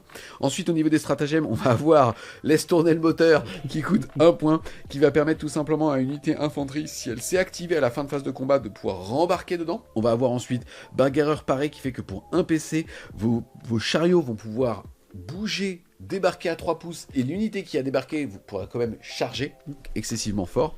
Et enfin, impact imminent qui fait que une fois que vous avez chargé avec un chariot de guerre, vous allez provoquer des tests d'ébranlement à -1 avec toutes les unités qui sont à portée de mêlée, donc à 2 pouces du chariot de guerre. C'est quand même un très bon détachement, qu'est-ce que t'en penses? Bah, surtout que les Battle Wagons, c'est quand même intéressant, parce que maintenant il y a deux profils. Il y a le Battle Wagon sans armes de tir, où il y a 22 places dedans, et la canonnière, où il y a toutes les armes possibles, mais 12 places. Les Battle Wagons sont pas chers, et ça tape plutôt fort au corps à corps, parce qu'ils ont quand même le rouleau compresseur, la pince et la boule qui casse, donc ça tape quand même fort. Pour de l'orque, c'est quand même une unité qui est quand même assez résistante, que c'est le du 11 ou du 12 SPV. Et le fait d'avoir aussi des trices de jeu, en fait mon Battle Wagon, je peux me mettre devant, je peux absorber les tirs, puis après je peux rebouger, débarquer, charger. Ça c'est quand même fort. En fait, c'est un peu aussi peut-être un problème de l'orque actuellement, c'est que vu que tu bouges de 6, même si tu peux advance charge, bah t'as quand même un problème de mobilité, il faut quand même arriver sur ton adversaire. Et le fait d'utiliser un Battle Wagon comme bouclier, ça peut être très intéressant, surtout que Battle Wagon, si tu veux, T1, il peut bouger de 16 ou 18, si on verra après, et charger tel T1 si t'as envie. Hein. Ensuite, on va vous parler du culte de la vitesse, donc le détachement des Evilson, ceux qui croient que quand c'est pas en rouge, ça va plus vite. Je fais partie de ces gens-là, mon petit Clément. Et ces petits gars vont avoir la règle accro à l'adrénaline. Globalement, les motards vont passer ligne. Vous aurez donc le droit de les jouer en plus de 3 occurrences. Et surtout, les unités fondues de la vitesse, c'est un mot-clé, vont pouvoir désengager ou advance, tir et charger. Donc c'est quand même une super règle. Ensuite, en optimisation, pour 15 points, vous allez avoir le bidule qui enfume. Globalement, tout ce qui va être fondu de la vitesse va pouvoir avoir cette amélioration à l'exclusion des aérodimes pour avoir tout simplement tout le temps le bénéfice du couvert à cause de la fumée qu'il y a autour. On va aussi avoir la compète qui fait que les Trike Morkitu, c'est dont les anciens boss sur nouvelle moto, enfin sur moto, enfin sur truck, vont pouvoir avoir la relance des charges. Au niveau des stratagèmes, on va avoir le squeak délicieux, puisque si jamais vous avez un buggy force squeak, vous allez pouvoir choisir une unité infanterie à 3 pouces 2, leur envoyer un squeak et les soigner de 3. Donc ça c'est assez rigolo. Vous allez avoir la grêle de Daka qui fait que pareil sur une unité de fondu de la vitesse, vous allez avoir la touche soutenue au tir. Et enfin vous allez avoir grave fondu de la vitesse qui fait que pour un PC, une unité fondue de la vitesse ne sera touchée que sur du 4-5-6 parce que vous serez l'équivalent d'une cible floue. Vraiment, moi j'adore, moi je suis un très grand fan du culte de speed, j'adore jouer des Copta et des motos. Déjà on a la même règle qu'avant, donc ça c'est cool. Le fait qu'on ait un stratagème qui nous buff en termes de dégâts, donc tout soutenu, c'est quand même cool. Qu'on puisse pas être touché sur du 1, 2, 3, c'est quand même assez relou hein, quand même, parce que contre des armées qui touchent à 2, bah tant pis pour vous. Après, après les reliques, la reroll des charges avec le track qui tue, c'est bien, mais le problème c'est que le socle est tellement gros que des fois c'est un peu dur de le jouer, même s'il a été buff. Hein. Avant c'était un peu anecdotique, là c'est cool. Toutes les motos maintenant, vraiment sont top, ça tape fort. Et le fait qu'on a un squid buggy qui peut être en plein milieu de la mêlée et donner à manger à tous les orques pour les soigner, moi je trouve ça cool. Si vous aimez jouer des réanimateurs, vous pouvez jouer un squid buggy, hein, ça marche bien. Et pour conclure, le fait que ce soit un des deux seuls qui sont en reconnaissance, t'en penses quoi? Bah, au final, vu que le culte speed, c'est principalement les unités qui ont le plus de mobilité, bah, dans les scénarios, je pense que c'est quand même très intéressant, parce qu'on va voir qu'on a aussi les dev coptat qui peuvent up and down, donc repartir en réserve, revenir à chaque fois, donc ça c'est cool. Et t'as quand même une bonne mobilité avec les motos. Ensuite, mon détachement préféré, c'est celui des aviateurs, avec un Z bien évidemment, c'est-à-dire celui qui va booster les aérodimes, et je trouve ça trop bien qu'il l'ait intégré, parce que depuis quand même quasiment 5 ans, on a un problème avec les aérodimes, soit c'était trop fort, soit c'était mais invisible complètement. Là, on va voir qu'ils ont réussi, pour moi, le fait de trouver un moyen où ça rend la chose intéressante. Globalement, on va avoir la règle fou volant. Les unités aérodimes ne vont pas compter dans le pool de points, c'est-à-dire 50% de votre armée quand vous allez mettre en réserve stratégique, et les unités aérodimes et les Copta vont avoir +1 au jet de touche quand ils ont le statut vénère, c'est-à-dire qu'ils sont sous la WAG. En optimisateur, pour 20 points, on va être capable de transformer n'importe quel aviateur en boss, et globalement, les unités à 6 pouces de lui, aérodime ou Copta, quand celui-ci va arriver des renforts, vont être considérés comme étant à portée de WAG. Donc déjà, c'est beaucoup trop cool. Et ensuite, pour 15 points, vous avez alors le repérage impulsif qui fait que, tout simplement que vos aérodymes vont pouvoir arriver dès le tour 1. Donc on va pouvoir faire des sacrés alphas, et en tout cas, c'est vraiment fun. Allez. Ensuite, au niveau des stratagèmes, on va avoir le coup de boule aérien pour un PC. À partir du moment où vos aérodymes va être détruit, vous n'allez pas jeter justement le jet de dés pour savoir s'il explose. À la place, vous allez choisir une unité à 12 pouces, vous allez foncer dessus, et globalement, vous allez jeter 8 dés sur chaque 4+, vous allez lui faire une mortelle avant d'être retiré comme perte. Ensuite, on va avoir la rafale longue et incontrôlable pour un PC, unité aérodyme ou Copta. Vous allez pouvoir, si vous ciblez une unité qui a le mot-clé vol, relancer les jets de touche. Et enfin, vous allez avoir l'esquive en tonneau pour un PC, le fait avec vos Copta, si jamais une unité arrive dans vos 8 pouces, de pouvoir faire un mouvement réactif de D6 ou 6, si jamais vous êtes vénère. Moi je suis pas très fan des avions en globalité, j'ai toujours des souvenirs des avions Eldar, Tyranny et Almec. Donc je suis un peu sceptique. Le fait d'avoir des Wasboom qui peut arriver terrain, ça me rend pas heureux. C'est vrai qu'après c'est quand même marrant d'avoir un avion qui est chef et qui donne la voie quand il arrive. C'est-à-dire qu'il arrive, il donne la voie, il repart, etc. Donc c'est cool. Le fait que ça buffe les coptères, moi j'adore cette unité, donc je suis très content. Après le problème c'est que les coptères, eux, quand ils arrivent, ils ont plus 1 pour toucher. Donc là, bon, c'est quand t'as un white, t'as plus 1 pour toucher, bon, ça veut dire qu'ils peuvent rester sur table et quand même bénéficier du bonus. Après, on verra si les avions ils sont jouables. Ensuite, on va avoir le détachement des boss bruts qui fait partie de la famille éliminer l'adversaire. Globalement, ça va vous permettre de jouer plein de personnages et chacun va avoir potentiellement une amélioration, c'est assez cool. Déjà, le fait que tous vos boss de guerre, quand ils seront détruits sur un 3+, et sur un 2+, si jamais justement ils sont vénères, ils pourront taper en mourant. Donc c'est quand même excessivement bon. Au niveau des optimisations, il y en a plein. La première, c'est méchant comme un Squiggot, c'est tout simplement ce qu'on appelle un face cap, c'est-à-dire que votre boss de guerre va pouvoir revenir à la vie sur un 2+ avec 3 points de vie. Celui-là, il est à 25 points. Le deuxième, ça va être brutal mais rusé, qui est à 30 points, mais qui permet à un boss de guerre d'avoir plus un dégât. Il sature énormément ce garçon. Ensuite, on va avoir le Blitzboy qui est à 20 points, qui permet à un boss de guerre et surtout à son transport d'avoir plus de mouvement et une sauvegarde invulnérable à 5. Ensuite, on va avoir le trop balèze qui permet de relancer les 1 pour le boss de guerre, puisqu'il touche à 2 de base, donc là il sera en 2+ relance des 1. Ensuite, on va avoir le casque à russe de Mozrock qui lui vaut 50 points sur un boss de guerre, mais qui va permettre à la fin de phase de mouvement adverse, une fois par partie, si elle n'est pas engagée, de pouvoir bouger de D6 et relancer ce jet de D6 si jamais vous êtes énervé. Donc vraiment, c'est même pas un mouvement réactif, c'est vraiment D6 dans n'importe quelle direction. Un mouvement normal vous permet aussi bien évidemment de rembarquer. Hein, c'est pour ça que ça va être intéressant.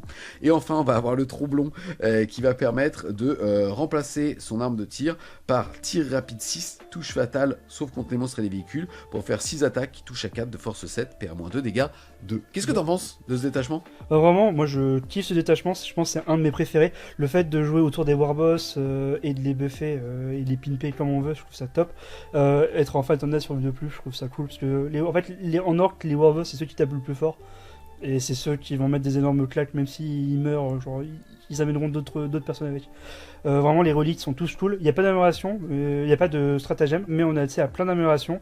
Vraiment, on a le troublon, moi j'appelle ça l'AK-47, où tu as ton warboss qui va faire une roulade, qui va faire 12 tirs force 7 -2, qui peut toucher à 3, parce qu'on a un drot qui va nous aider. On peut mettre un Squiglosaur qui peut passer des dégâts à 3 sur son attaque de Quickloop et sur son Squiglosaur.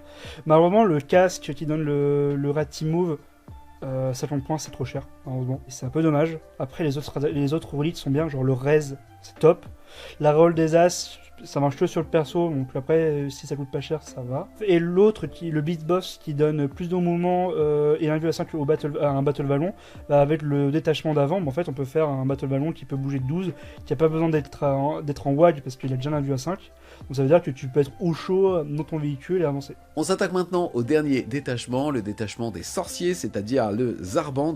Globalement, les attaques psychiques des psycheurs orques vont avoir plus en force, et d'ailleurs plus en force par tranche de 5 figurines dans l'unité. Ils vont aussi avoir 2 nouveaux sorts, puisque c'est des nouvelles aptitudes qui vont être en plus de niveau psychique 1. Globalement, ils vont tous nécessiter le fait de jeter un dé, et sur un 1, le pack du sorcier sera ébranlé. Sur autre chose, alors le premier va provoquer un test d'ébranlement à -1 sur une unité à 12 pouces, sauf sur les monstres et les véhicules. Vous aurez d'ailleurs un malus de -1 supplémentaire si jamais vous êtes vous-même sur un pack de plus de 10 modèles. Et le deuxième, ça va être des visions de violence, qui fait que vous allez mettre sur votre pack, et vous allez avoir combat en premier. Ensuite, au niveau des optimisations, on va avoir le crunch, le fait de pouvoir avoir une arme à risque déflagration 3, psychique, touche fatale qui touchera à 4, 3 attaques de force 5, PA-1, dégâts 1. Le casse-tête qui va vous permettre d'avoir 2 attaques de force 6, PA-3, dégâts flat 3, précision. Et le dernier, accro, qui est aussi et surtout le plus cher, mais qui va vous permettre de passer sorcier niveau 2, de passer justement en destruction des vases D6 quand vous mourrez, et aussi de pouvoir relancer les jets de psy. Donc là, pour le coup, qui va être excessivement bon, puisque je rappelle que les jets de psy sont jamais modifiés. Qu'est-ce que tu penses de ce détachement ? Je trouve que c'est le détachement le plus mauvais de tous les détachements qu'on a. Le problème, c'est qu'on a, tu sais, qu'il y a 2 types de Psyker, donc le Warboy et le Killrig. Donc c'est assez limité en termes de choix. C'est bien d'avoir une phase de psy, mais faut pas oublier que si on fait un as, on est ébranlé, donc ça peut nous bloquer sur notre phase de combat ou notre phase de tir. Et le problème, c'est que les améliorations sont assez bof, parce que le problème, c'est que les Warboys peuvent lead que des boys et des Alpires, donc en fait, ça limite les choix d'unités, et c'est pas ouf. On rentre maintenant dans le dur de ce livre d'armée. On va découvrir bien évidemment le prophète de la WAG, Monsieur Gascule Traka, 300 points. Il a énormément changé. Historiquement, avant il était tout seul, ensuite il a pu mener des boys, en plus il a pu mener des Meganobs. Bref, là c'est devenu un primarque à part entière. 300 points le bestiau, un tout nouveau profil, il est juste magnifique, très structurant d'ailleurs dans les armées. Plein de choses à dire, il va être agent solitaire s'il a 3 pouces d'unité infanterie. Malheureusement, Macari n'est plus jouable et maintenant c'est un petit pion qui va vous permettre, une fois par partie, dépendamment du tour en cours, de donner la WAG à un nombre d'unités qui correspond au numéro du tour. Et sinon, il va donner à 6 pouces de lui, plus 1 pour toucher, plus 1 pour blesser. Il va aussi avoir une nouvelle attaque qui est littéralement un coup de boule. Enfin bref, honnêtement, regardez son profil, c'est une machine à peindre. Qu'est-ce que tu peux dire sur lui ? Déjà, Rip Macari. Après Gascule, la finale est extraordinaire. On a enfin un primarque qui peut jouer tout seul et mettre des énormes claques. Le fait qu'il ait 16 PV, c'est quand même beaucoup, quand même. Ensuite, il tape vraiment, vraiment fort. On voit qu'ils veulent plus faire le sweep ou la grosse attaque. Maintenant, ils font un énorme profil avec Cleave 2. Donc, je pense que ce sera pareil pour tous les autres personnages du même acabit. Donc ça, c'est top. En plus, en cadeau bonus, on peut mettre un coup de boule sur un personnage et quasiment l'oblitérer. Ça, c'est vraiment fort. Et au niveau du tir, Gaz, il peut enfin tirer. Genre le fait d'avoir maintenant une arme torrent qui fait 2d6 attaques comme ça en plus, avec Gascule, c'est vraiment le top. Avant, il faisait que de taper et son tir était vraiment anecdotique. C'est toujours le cas, mais c'est quand même un bonus, quoi. Et l'aura qui donne plus un hit, plus un bless au corps à corps à toute l'armée, ça c'est un buff monstrueux en fait. Ça rend toutes les unités autour de Gascule vraiment impitoyables en termes de dégâts. Genre tu peux vraiment découper tout ce que tu veux. Yes, est-ce que pour toi il est auto-include, quoi qu'il arrive il est fort, à 300 points, est-ce que tu le joues tout le temps? Vraiment, après faut réfléchir, mais pour les armées de corps à corps, je pense qu'il est auto-include. Le tir, faut voir. Mais le fait d'avoir déjà une grosse figurine qui peut faire beaucoup de dégâts, qui est aussi de l'opératif tant que t'es à côté de tes potes, c'est quand même assez relou quand même. Et si tu combines ça avec des détachements comme le détachement des personnages où pire il meurt au corps à corps, mais sur un de plus il te remet comme une mandale, c'est quand même pas marrant. Il est lui-même infanterie, donc il va synergiser avec énormément aussi de détachements qu'on a vu au préalable, notamment le bouclier grotte. Ça va être un petit peu particulier quand même. 20 PV tampon, c'est bien. Exactement, puisque encore une fois, il est agent solitaire quand tu le mets à 3 pouces unité infanterie.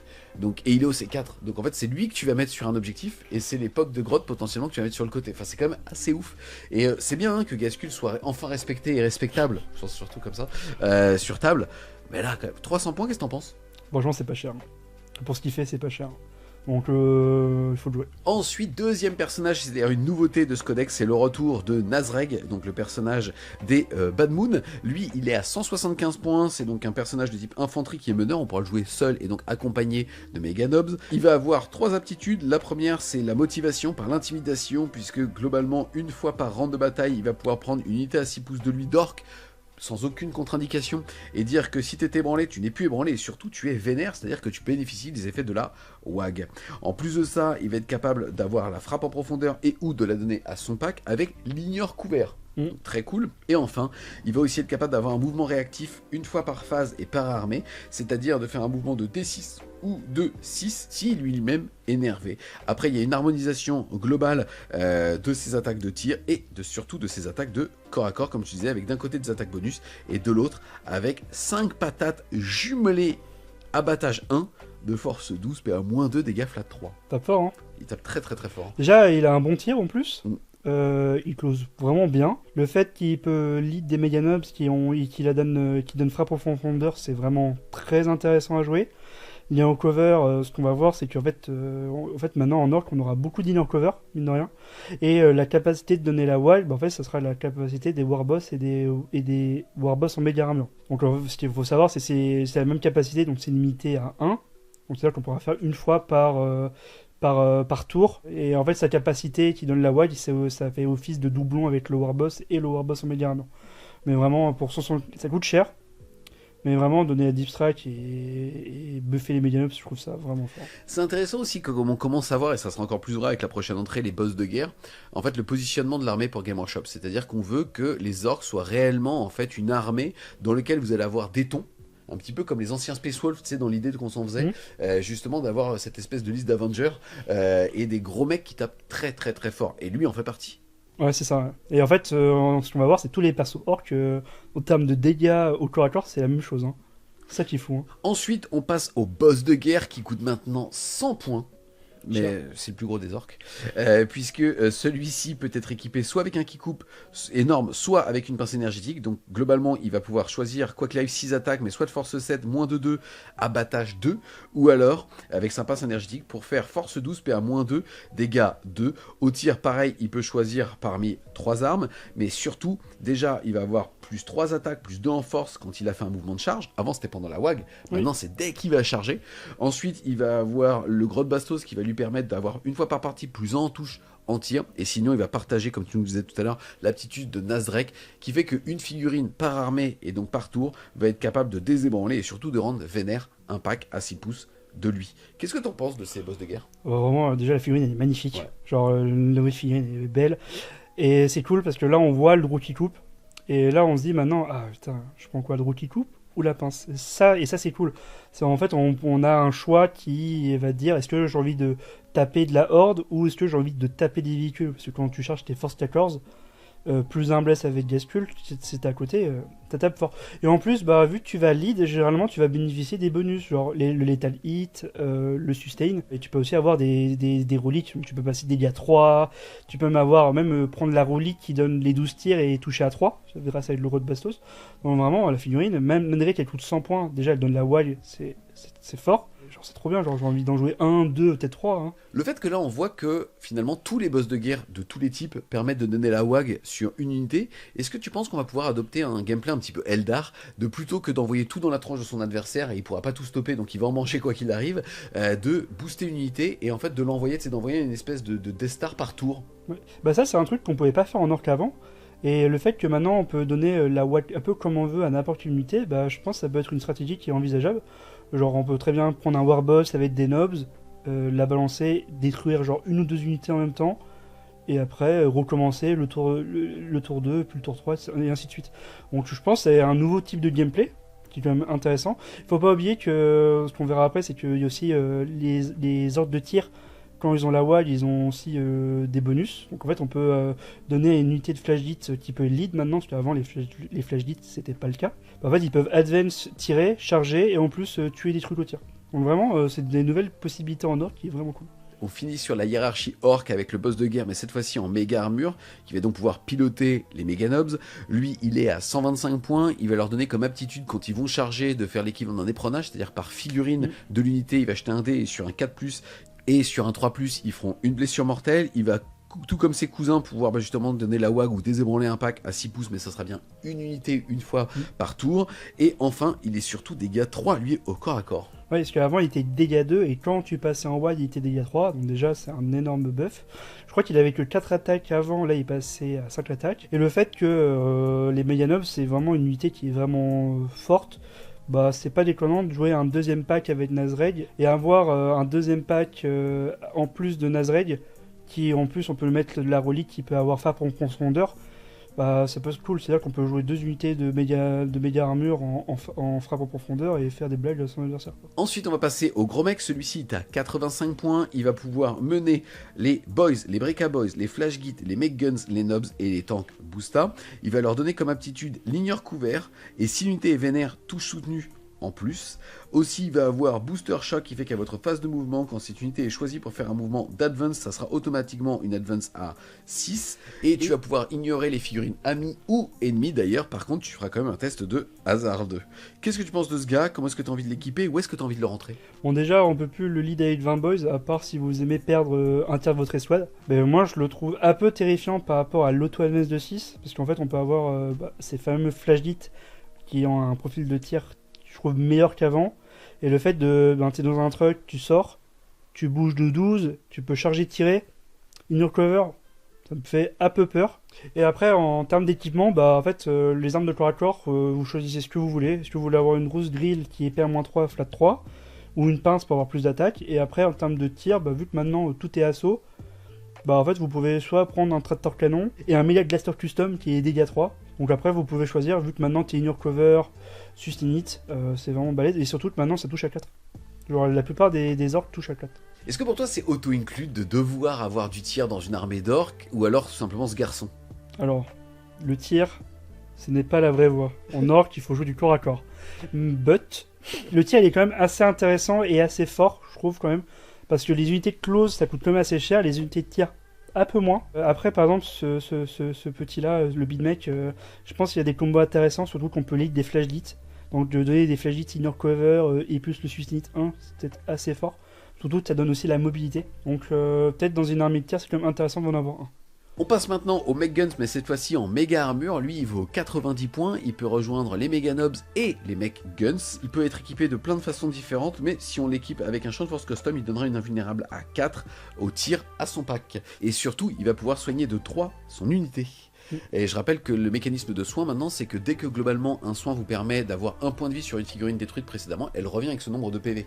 Donc ça veut dire qu'on peut faire revenir potentiellement un Mega Nobs ou une plateforme de tir. Qu'est-ce que t'en penses? Comment t'as envie de le jouer? Moi j'ai envie de le jouer avec des Mega Nobs, sans le champ de force custom, parce qu'à la place tu peux avoir la bombe Tepula. Donc en fait tu peux avoir une unité, genre tu lui donnes la frappe en profondeur, et en fait tu peux avoir un beatmake avec des Mega Nobs qui arrive, et lui il fait 9 tirs, force 9, moins 2, dégâts 3, in your cover, sustinite parce que t'es en wide, et plus les tirs de roquette des Mega Nobs, et après tu charges, et ça fait quand même un joli trou quand même. Ah ouais, t'as moyen en fait de péter deux trucs. Ouais. En fait, un truc au corps à corps et un truc au tir. Surtout qu'on peut avoir, par exemple, avec le détachement des Nobs et des Mega Nobs, on peut avoir la full roll des hits au tir. Ça peut faire des combos, des combos un peu débiles. Et après, avoir une invue à 4 au tir quand t'as une sauvegarde à 2 et une autre aile qu'on verra après, au final on s'en fout un peu. Ensuite, on continue avec les gros mecs, mais avec canon choc, c'est-à-dire le fameux Shock Attack Gun. Quasiment l'arme la plus con du jeu qui en termes de dispersion statistique peut rien faire ou peut sortir la plus grosse pièce du jeu. Plus là. Là on est quand même à 100 points de bestiaux. Ce qui est bien c'est qu'il va avoir plus de DACA, c'est-à-dire que lui il va avoir Inner Cover et s'il est vénère il va avoir Inner Cover touche soutenue 1. Il va aussi être agent solitaire si il est à côté d'une unité infanterie. Qu'est-ce que tu veux dire sur lui? Déjà ce qu'il faut aussi voir c'est qu'il n'y a plus de notion de lead. C'est que maintenant l'unité elle a Inner Cover même si elle est toute seule. Donc déjà ça change pas mal de choses par rapport à avant. Le fait qu'on on peut jouer tout seul, l'on opératif parce qu'il y a des Trichin derrière, et faire des coups de laser qui font quand même force 9, PR-4 dégâts D6 plus 1. Et aussi force 12, avant c'était force 9, donc déjà en termes d'anti-véhicule c'est pas marrant. En plus si on veut rigoler on peut mettre l'amélioration des mécanos, où sur un as tu deviens torrent. Donc en fait si ça fait de la touche auto après tu disparais, mais c'est quand même très drôle. Ça fait 100 points la blague quand même. C'est 100 points la blague, genre tu fais un as. Par contre il a sound safe PR-4 dégâts D6 plus 1. Ouais. C'est pas marrant. Hein. Vraiment l'unité elle est top. Hein. Surtout tu peux lead des tank busta, et en plus tu peux lead donc des boys, des nobs, des tank busta et les med guns. Donc au final c'est quand même assez polyvalent. On passe maintenant les amis au niveau du Mekataka de gros mec, c'est-à-dire le nouveau marcheur orc qui est arrivé pendant la guerre d'Armageddon. Il a commencé à moins de 100 points, là il va être à 135. Par contre il a un petit peu changé. Globalement il va avoir Ignore le couvert sur toutes ses armes de tir. Il va avoir toujours une sauvegarde à 3, une invulnérable à 5. S'il est vénère il débloque la touche soutenue, et il a toujours en fait son espèce d'anti-infanterie qui fait qu'il va passer de 8 à 14 attaques de force 7, PR-2 dégâts 2 mais qui touche à 4. Bref, il est toujours excessivement bon, mais il est un petit peu plus cher, donc 135 points pour l'instant. Qu'est-ce que t'en penses? Le fait de gagner In Your Cover, on a perdu le mot-clé Heavy, mais bon, on a gagné In Your Cover, donc déjà c'est top. On n'est plus limité au j'essaie de bouger de 2.9 pour avoir Heavy, maintenant on s'en fout, tu peux bouger de 8. Il est véhicule, avant il n'était pas, je ne sais pas pourquoi. Il est personnage aussi. ce qu'il faut savoir, c'est-à-dire qu'il peut être aussi buffé par les mécanos qui vont toujours donner plus un hit, donc ça peut faire quand même des main guns qui touchent à 3+, 4+. Surtout que quand il en wag, il est sustain hit, donc c'est-à-dire que le Beast Cannon il fait 14 tirs létal sustain, ça commence à le faire. En plus, ce qui est fort, c'est qu'il peut combiner avec le détachement des Dev Dread, donc tu peux avoir plus un OPA par exemple, comme ça, ou plus de force. Donc en fait, tu peux avoir genre le Beast Cannon force 9 et les roquettes force 12, et ça fait des trous. Hein. Franchement, pour 135 points, c'est une belle figurine. Hein. Question, c'est auto-include, 135 points, c'est bien. Alors c'est bien qu'il ait augmenté en coup en points. Enfin, ça reste super fort et fiable en fait pour de l'orc, et c'est surtout c'est 3. En fait, c'est super fort. C'est toujours une bonne unité qui peut tuer les petits coronons ou les petites unités en lesquelles on a du mal à atteindre en orc, surtout quand on joue de l'ordre de corps à corps. En tir, je pense, on pourra jouer 1 voire 2. Au corps à corps, dans les listes de corps à corps, je pense que ce sera toujours jouable. Hein. Tu pourras toujours jouer 1 ou 2 suivant le nombre de points. Mais il faut pas oublier que l'orc a monté en points, donc quand on voit là, plus 35 points, plus 35 points, plus 100, à un moment, ça dépasse les 2000. Ouais. Et on va terminer sur les petits mecs, 45 points, le mec tout court, qui lui va donner Ignore Couvert, qui va être capable aussi de soigner de D3 cette fois-ci les véhicules, et de leur donner +1 au jet de touche. Donc là, on est vraiment sur l'espèce de tech marine orc. Ouais. Qu'est-ce que t'en penses? Il peut, et il doit, excuse-moi d'ailleurs, puisqu'il est support et pas meneur, donc supporter les boys, les flash git, les mech guns, les nobs ou les tank boosters. Déjà, il peut plus mettre des coups de clé à molette sur le Gorkanaut et le Morkanaut pour leur donner plus un hit. Pareil pour les volants, on peut plus donner plus un hit au Daka Jet. Bon, c'est pas grave, malgré sa belle grue, genre il peut pas. Pour 45 points, je pense que si on veut avoir un mec, ok, mais sinon c'est pas ouf. On passe maintenant au big boss sur moto de guerre, c'est-à-dire le Trike Morkiku. Il n'est qu'à 80 points pour l'instant. Bon, il a un énorme socle. Globalement, c'est donc un boss qui va booster tout ce qui va être fondu de la vitesse, donc les fameux speed freak, en leur donnant pareil l'équivalent du désébranlement et de la WAG en phase de commandement. Donc ça n'est pas la même règle, même si on peut le faire qu'une fois par armée. Ça veut dire littéralement que si jamais vous décidez de jouer de l'infanterie et de la moto, vous allez être capable de donner la WAG à 2 packs différents. Donc ça, c'est assez cool. Clairement, il a pris de la testostérone, hein, que ça soit au tir ou au corps à corps. Il rigole plus du tout, papa. Il est sorti de sa vitrine. C'est vrai qu'avant, il était dans une belle vitrine. Après, Wazdaka, il dit: ah papa, ah oui, non mon fils, tu es. Il est sorti chez le concessionnaire. Qu'est-ce que t'en penses? Vraiment, malgré que le socle soit énorme, en fait, il a pris un énorme buff. Hein. Il tape vraiment fort. Maintenant, il est cleave 2, dégâts 2. Il a une arme de tir un peu nette de tic, mais elle est là. En plus, il tape avec sa fumée. Et en fait, combiné avec des motos qu'on verra après, en fait, il chope plus un dégât. Donc en fait, il peut être au dégât 3. Ça, je voulais en parler un petit peu. C'est pas normal que les orques ils aient volé la technologie Space Marine, parce que c'est la règle des Outriders à la base. On en reparlera tout à l'heure, mais c'est pas normal. Je vois pas de quoi tu parles. C'est les motos volées, putain. Donc, plus sérieusement, 80 points, t'as envie de le jouer seul, quoi. Ça peut être un missile. Alors, tu l'as dit, il a un énorme socle, hein, et il passe pas à travers les murs. Puisque lui n'a pas, comparativement à Wazdaka, le fameux mouvement de 18 qui lui permet de tout traverser. Ça a un peu changé, mais... Ouais, qu'est-ce que t'en penses, 80 points? Vraiment, c'est vrai que 80 points, c'est étonnant. Bon, c'est pas cher, après c'est un énorme socle. Vraiment, pour quelque chose qui bouge de 12 et qui peut advance, et puis charge, c'est quand même intéressant. En plus, il est boss de guerre, donc il peut bénéficier du Fight and Death sur de plus. Vraiment, why not, hein. Et même en petit format, il te donnera un PC, enfin tu vois, franchement il est cool. Hein. Ouais, c'est cool, surtout quand on va avec des motos, ça tape plutôt fort. Hein. On fait un petit détour du côté des Beast Staga, c'est-à-dire sur les chasseurs de gros monstres et de véhicules avec le boss dresseur. Il n'est qu'à 85 points, il tape comme un énorme goret, il est tout soutenu 2 quand il attaque les monstres ou les véhicules, il va être capable de donner la WAG ou de désébranler les alpagers à 6 pouces, donc c'est l'équivalent d'un warboss mais pour les alpagers, et derrière il donne +1 pour toucher à son pack. Et pour être un chef de chasseur-cueilleur, je trouve qu'il est vraiment top. Avant, il avait Devawound quand il chargeait, et il était anti-véhicule, anti-monstre 4+, donc en fait le but c'était... On jouait avec des Snaga, il chargeait, et tu priais de faire des 4+, pour désintégrer le véhicule. Là maintenant, il est force 12, moins de 2, et contre un véhicule, il est sustain 2. Vraiment, c'est top. Hein. Et là, il fracasse un véhicule de A à Z. Ouais. Vraiment, c'est top. On continue les personnages cette fois-ci avec le héros épique, c'est-à-dire le personnage nommé des Gretchen. Voilà, exactement, ou le SDF, orc. Le chat. Lui, il est meneur. Bon, on peut le jouer seul si on veut. Globalement, son unité est toujours vénère, donc elle a toujours la WAG. Et il va donner +1 attaque, +1 pour toucher au corps à corps, et +1 force, et puis +1 blesse au Gretchen. Donc il a perdu le mouvement scout, il a perdu le +6 de mouvement sous WAG. C'est pas grave, globalement, il ne coûte que 50 points maintenant. Ouais. Qu'est-ce que t'en penses, en fait, justement, pour ce prix-là? RIP. Pour 50 points, c'est pas cher. Il tape toujours aussi bien. Après, le problème, c'est qu'il a plus la CO plus un bless qui le rendait assez fort. Hein. Que vraiment, quand on faisait 5 attaques, plus un hit, plus un bless, on faisait pas mal le trou. Après, le problème, c'est qu'il perd le mouvement de 12, parce que quand on était en WAG, il était en mouvement de 12. Malheureusement, c'est un peu un nerf, et je pense qu'on a des points à mettre ailleurs. On passe maintenant à Monsieur Wazdaka. Bon, il est à 200 points, il est quand même moins frustrant qu'avant, il a été assaini, donc ça c'est plutôt cool. Globalement, il est toujours agent solitaire, il a toujours la frappe en profondeur, mais il permet d'introduire un nouveau type de mouvement qui s'appelle le mouvement de propulsion, qui vous permet à la place de vous déplacer, de bouger de 18 plus D6, d'ignorer tout sur le champ de bataille, d'avoir jusqu'à votre prochaine phase de mouvement -1 pour être touché parce que vous êtes un petit peu une cible floue. Par contre, vous n'avez pas le droit de charger. Globalement, il fonctionne toujours un petit peu à la manière d'un primar qui va lui permettre à votre phase de commandement de choisir parmi l'advance charge, parmi le fait de pouvoir retourner en renfort stratégique ou alors de faire ce fameux mouvement de propulsion. Il a un petit peu changé au niveau du tir puisque maintenant il va avoir la touche fatale avec ses attaques de saturation, il a l'assaut et la précision avec son tir dégâts flat 3 mais qui va toucher sur du 2, et au corps à corps il a un petit peu pris puisqu'il va avoir maintenant l'abattage 2, c'est-à-dire il va faire 6 patates qui va toucher force 10 -3 plus un bless s'il a chargé et moult attaque bonus. Qu'est-ce que t'en penses? Bah déjà en termes de tir, ça a été buffé, le close il tape plus fort, parce qu'il est cliff 2. Mais par contre, il a plus cette frustration de je bouge devant en traversant tout et je le charge. Après, il peut toujours traverser tout ce qui est infanterie, hein, parce qu'il est véhicule, faut pas oublier. Mais il peut plus faire une ligne droite en bougeant devant et charger un truc dans la base adverse. Avant, il était auto-include. Est-ce qu'à 200 points, tu réfléchis toujours auto-include ou tu ne le joues plus? Maintenant, je pense que ça se réfléchit un peu, parce que aussi il a perdu le fait de se soigner de D3 PV aussi, donc c'est quand même important. Je pense qu'il est toujours aussi bien.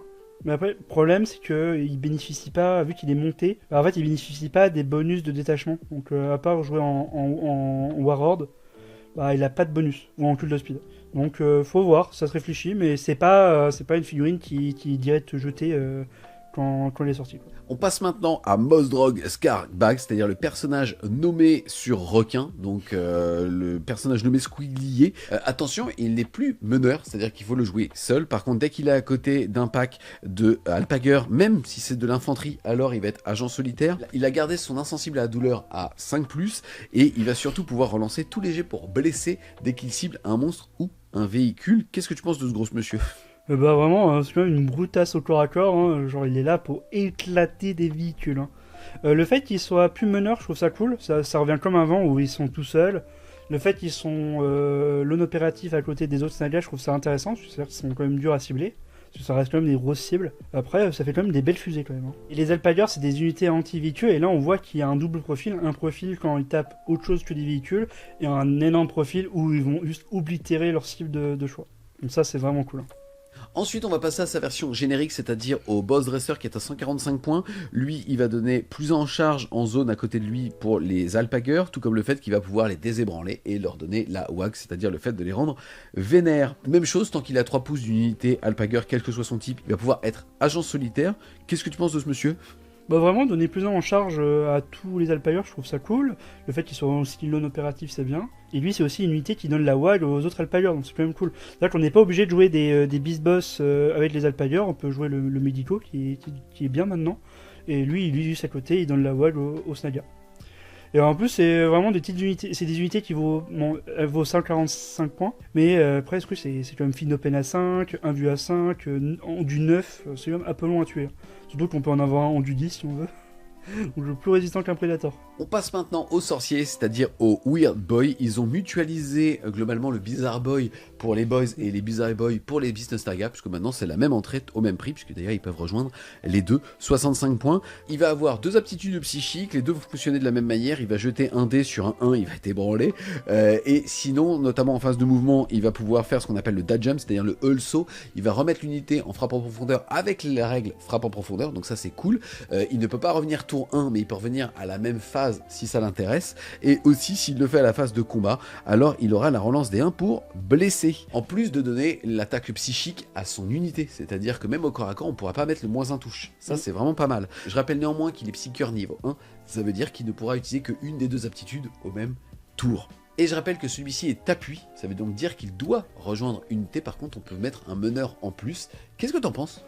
Bah en vrai, ce qui est intéressant, c'est le dash jump et les snagas, parce qu'on peut les combiner. C'est-à-dire qu'on peut avoir des snagas qui arrivent en frappe en profondeur en rapid ingress, par exemple, donc ça peut être intéressant. Après, le psychique qui donne reroll as pour blesser, attaque psychique, il n'y a pas vraiment de malus pour toucher au corps à corps, il n'y a que quelques unités. Mais la reroll as bless, c'est quand même intéressant. Après, le problème, c'est qu'il faut pas oublier, c'est que quand on fait un as, on est ébranlé. Donc ça peut être à double tranchant. On passe maintenant au boss Sneak Rot, il coûte que 80 points, vous allez le jouer soit en agent solitaire, soit en meneur avec des commandos. Il va être capable à partir du premier round de bataille, quoi qu'il arrive, d'arriver des réserves, et aussi infiltrateur rusé. S'il a le statut caché, il peut repartir en réserve avec lui et son pack. Et sinon, c'est avant tout un artiste, puisqu'il va balancer 6 attaques, touchant à 2, blessant toute l'infanterie du jeu à -2, PA-2, dégâts 2. Ouais, donc il a gagné de la PA, il était PA1 avant. Il peut maintenant se retéléporter tout le temps, donc ça c'est top. Et en plus, bon, T1, si on veut, on peut faire un ingress move, donc c'est-à-dire venir pendant le terrain adverse. Et si vous aimez pas un personnage, tentez de le charger, le tuer dès le T1, donc je trouve ça cool. Vraiment, le personnage il est bien pour faire des actions et il est vraiment top. Ensuite, on va avoir le Nob porte-étendard, il ne vaut que 35 points, c'est un appui qui va donner tout simplement à son pack +1 en charge. Bah vraiment, 35 points, c'est pas cher.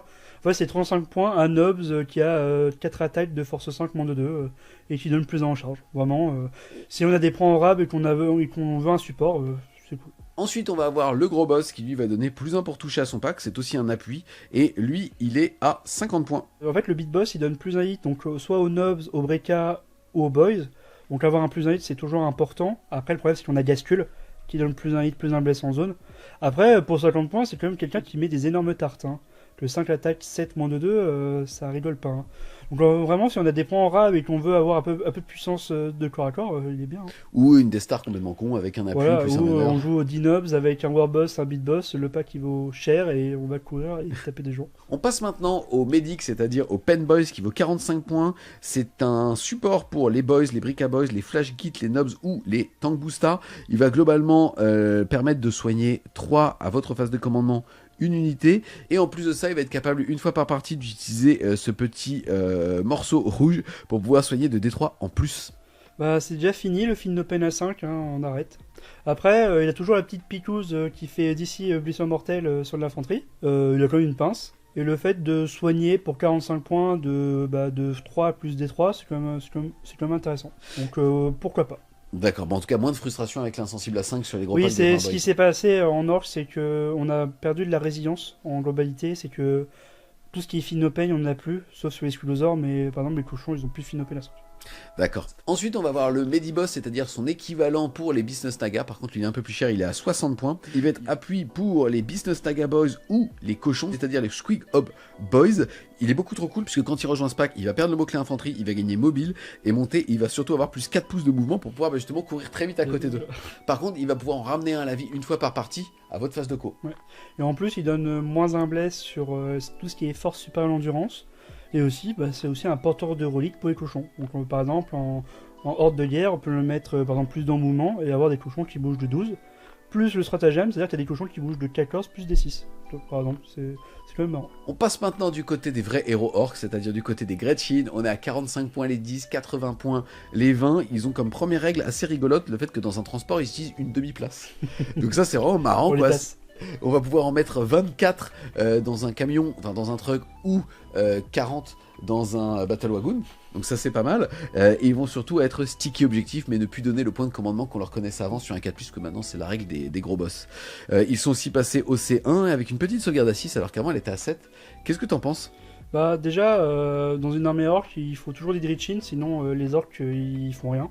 Donc c'est quand même important d'en avoir un minimum. Franchement, c'est une unité qui coûte pas cher, qui font des excellents cordons. Et après, avec le détachement des Dritchin, ça peut servir de boucle humain, donc ça servira toujours. C'est auto-include, 1 ou 2 packs quand même dans toutes les listes. Oui, toujours un pack, 2 packs, 3 packs. Ouais, en fait, c'est l'unité qui coûte pas cher, qui est là pour faire des actions. Qui est là pour stream. Donc vraiment, c'est vraiment important comme unité. On va ensuite parler du Fouettard, c'est-à-dire une unité qui va pouvoir rejoindre les Gretchin qui coûte que 10 points, mais qui va être capable d'en détruire D3 pour les désébranler. Bah ouais, c'est bien, mais le problème c'est que c'est quand même un caractère, donc ça peut être un peu gênant pour l'assassinat, faut faire attention à ça. Et pour 10 points, s'il nous reste 10 points, pourquoi pas, hein, ça fait 3 PV tampon pour le bouclier. On va maintenant passer à la colonne vertébrale des peaux vertes avec la découverte du pack de Boys. On est à 90 points les 10, 180 les 20. Par contre, déjà ils sont passés de base force 5. Le Nobs est passé, lui, 3 points de vie. Ils peuvent faire une action tout en étant en mêlée. Ils ont touche fatale quand ils chargent. Et une fois par partie, ils vont avoir +1 pour toucher avec un grotte bastos, mais que au tir. Et surtout, par tranche de 10, on peut donc avoir un Nobs, mais c'est surtout en fait des armes supplémentaires qu'on va pouvoir avoir comparativement à ce qu'on avait découvert dans la boîte d'Armageddon. Puisque maintenant, par tranche de 10, on va être capable d'avoir une arme de tir particulière. Et pareil pour les Nobs. Bah déjà, avoir létal en charge, ça rend les boss très impactants. Bah, si on les combine avec le détachement marée verte, ils sont sustain hit, létal en charge, plus un hit, plus un bless à côté du chef de Gascule. Ça fait quand même beaucoup de dégâts. Hein. Surtout qu'il faut pas oublier que maintenant, c'est qu'on est assaut en WAG. Donc en fait, on a aussi maintenant les kick-loops et les shooters. Donc c'est-à-dire qu'on fait probablement 90 tirs en létal. Bah, au final, ça fait quand même pas mal de dégâts entre le tir et le close. Hein. Sans compter que les deux Nobs, avec maintenant les pinces et les Rocky Coupe, suivant ce que vous aimez et que vous voulez choisir, ça tape plutôt fort quand même. Hein. Mais par contre, ça a perdu, ça a la WAG, mais tu peux plus avoir de Fin Open à 5 comme avant. Donc ça les rend quand même moins tanky. On va maintenant passer du côté des boys Albager. Eux, ils sont un petit peu moins chers, alors qu'avant c'était l'inverse, puisqu'ils étaient force 5 de base, alors que là les boys les ont rattrapés, 85 points les 10. Eux, ils vont pouvoir provoquer un test d'ébranlement quand ils sont engagés avec un monstre ou véhicule à -1, et si le pack a un effectif de 13 ou plus, il sera même à -2. Derrière, on découvre aussi le fait, comme tu l'as dit tout à l'heure, qu'ils ont un nouveau profil dès qu'ils ciblent les monstres ou les véhicules, puisque chaque bonhomme de base sera force 6 PA-2 dégâts 1, ou alors les sécateurs énergétiques, eux, seront anti-monstres 4+. Bah déjà, maintenant ils coûtent moins cher que les boys, c'est un peu normal, parce que vu que les boys ils ont accès à toute une armada de tir comparé au Snaga, ça change. Mais après, les Bisnaga, ils ont accès aux médicaux boss que personne ne jouait, et avoir un -1 bless dans le pack, c'est quand même un peu relou, je trouve, hein, pour 60 points. Hein. Ouais. Donc au final, ça peut faire une bonne unité de ligne. Après, c'est marrant parce que tu parles du fait que tu sais, ils avaient supprimé avec les médics l'insensible à 5. Là, ils ont supprimé l'insensible à 6 pour leur donner l'invulnérable à 6. Oui, donc c'est un petit changement. On passe maintenant du côté des Meganobs. Les Meganobs sont jouables par 2, 3, 5 ou 6. Globalement, 75 points les 2, 185 points les 5 ou 225 points les 6. Ce sont donc les Terminators, entre guillemets, puisqu'ils n'ont pas de base la frappe en profondeur. Mais maintenant, on sait qu'on a justement 2 outils pour pouvoir l'avoir. Une amélioration ou un personnage pour pouvoir leur donner. Ou les deux, exactement. Eux, ils ont perdu leur insensible à la douleur à 5 quand ils sont sous WAG. À la place de ça, ils déprécient de 1 la pénétration d'armure de toutes les attaques au tir au corps à corps. C'est une armure du mépris in-build. Voilà, donc c'est quand même pas mal. Et ensuite, quand elle est vénère, ils vont avoir +1 pour toucher. Pas d'autre changement si ce n'est qu'on va pouvoir justement les mettre soit en double disqueuse pour pouvoir relancer les jets pour blesser, ou alors avec disqueuse et arme de tir. Et enfin, maintenant, c'est 5 points pour la disqueuse ou la double disqueuse. Bah vraiment, l'unité est super top. C'est une unité qui est assez tanky avec l'AOC, déjà. Et aussi, le fait qu'il ait des profils différents, parce qu'en fait, on a quand même un profil de tir assez fort, avec les tirs de roquette qui sont dégâts 3, quand tu combines ça avec un Beanmake en méga armure ou Nazareth qui donne Inner Cover et Sustain. Et le détachement qui donne la relance des touches intégralement, ouais. Oui, ça, avec le détachement des Meganobs, trop bien, je vous le conseille. Et après aussi, ça close plutôt bien avec le +1 hit. Donc avant, c'était une unité qui n'était pas très fiable au corps à corps. Il fallait forcément un Warboss en méga armure. Si t'avais pas de Warboss, il fallait forcément le stratagème. Maintenant, même tout seul, ils sont à la WAD, ils sont indépendants. Toi, t'en mets systématiquement dans tes listes. Comment est-ce que tu positionnes cette unité par rapport à quelque chose d'impactant réellement contre justement de l'anti-char ou autre? Vraiment, déjà, c'est un profil qui est assez mixte, parce que t'as quand même du tir. Ça reste quand même un tir de roquette qui touche à 5, mais quand tu combines le personnage, ça fait quand même un nombre de dés qui est quand même intéressant. Moi, je sais que là, j'ai envie de jouer Nazrael. Donc, j'ai envie de jouer Nazrael et 5 Meganobs pour avoir un pack en frappe en profondeur. Et peut-être en jouer un deuxième avec, par exemple, un Beanmake en méga armure avec le téléporta. Comme ça, j'ai 2 rose briques qui fep. Ça peut faire des belles blagues. D'accord, donc toi, pour l'instant, t'en joues systématiquement 5 plus 1 perso. Ouais, c'est Nobs, Meganobs. D'accord. Voilà. J'utilise trop ces unités. Tu viens de me faire la passe, je l'intercepte pour les Nobs de base, jouable de 5 à 10 pour 125 points les 5, 250 points les 10. Par contre, tu l'as dit en début de vidéo, ils sont passés à 3 PV par tête de pipe.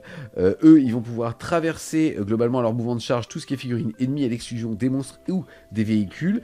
Ils vont être par tranche de 5 équipés avec un grotte bastos qui va leur permettre d'ajouter +1 au jet de touche à la phase de tir une fois par partie. Et enfin, ils vont pouvoir relancer les jets de touche et les jets de blessure avec les paires de craseuses. Par contre, on va avoir une taxe de 5 points par paire.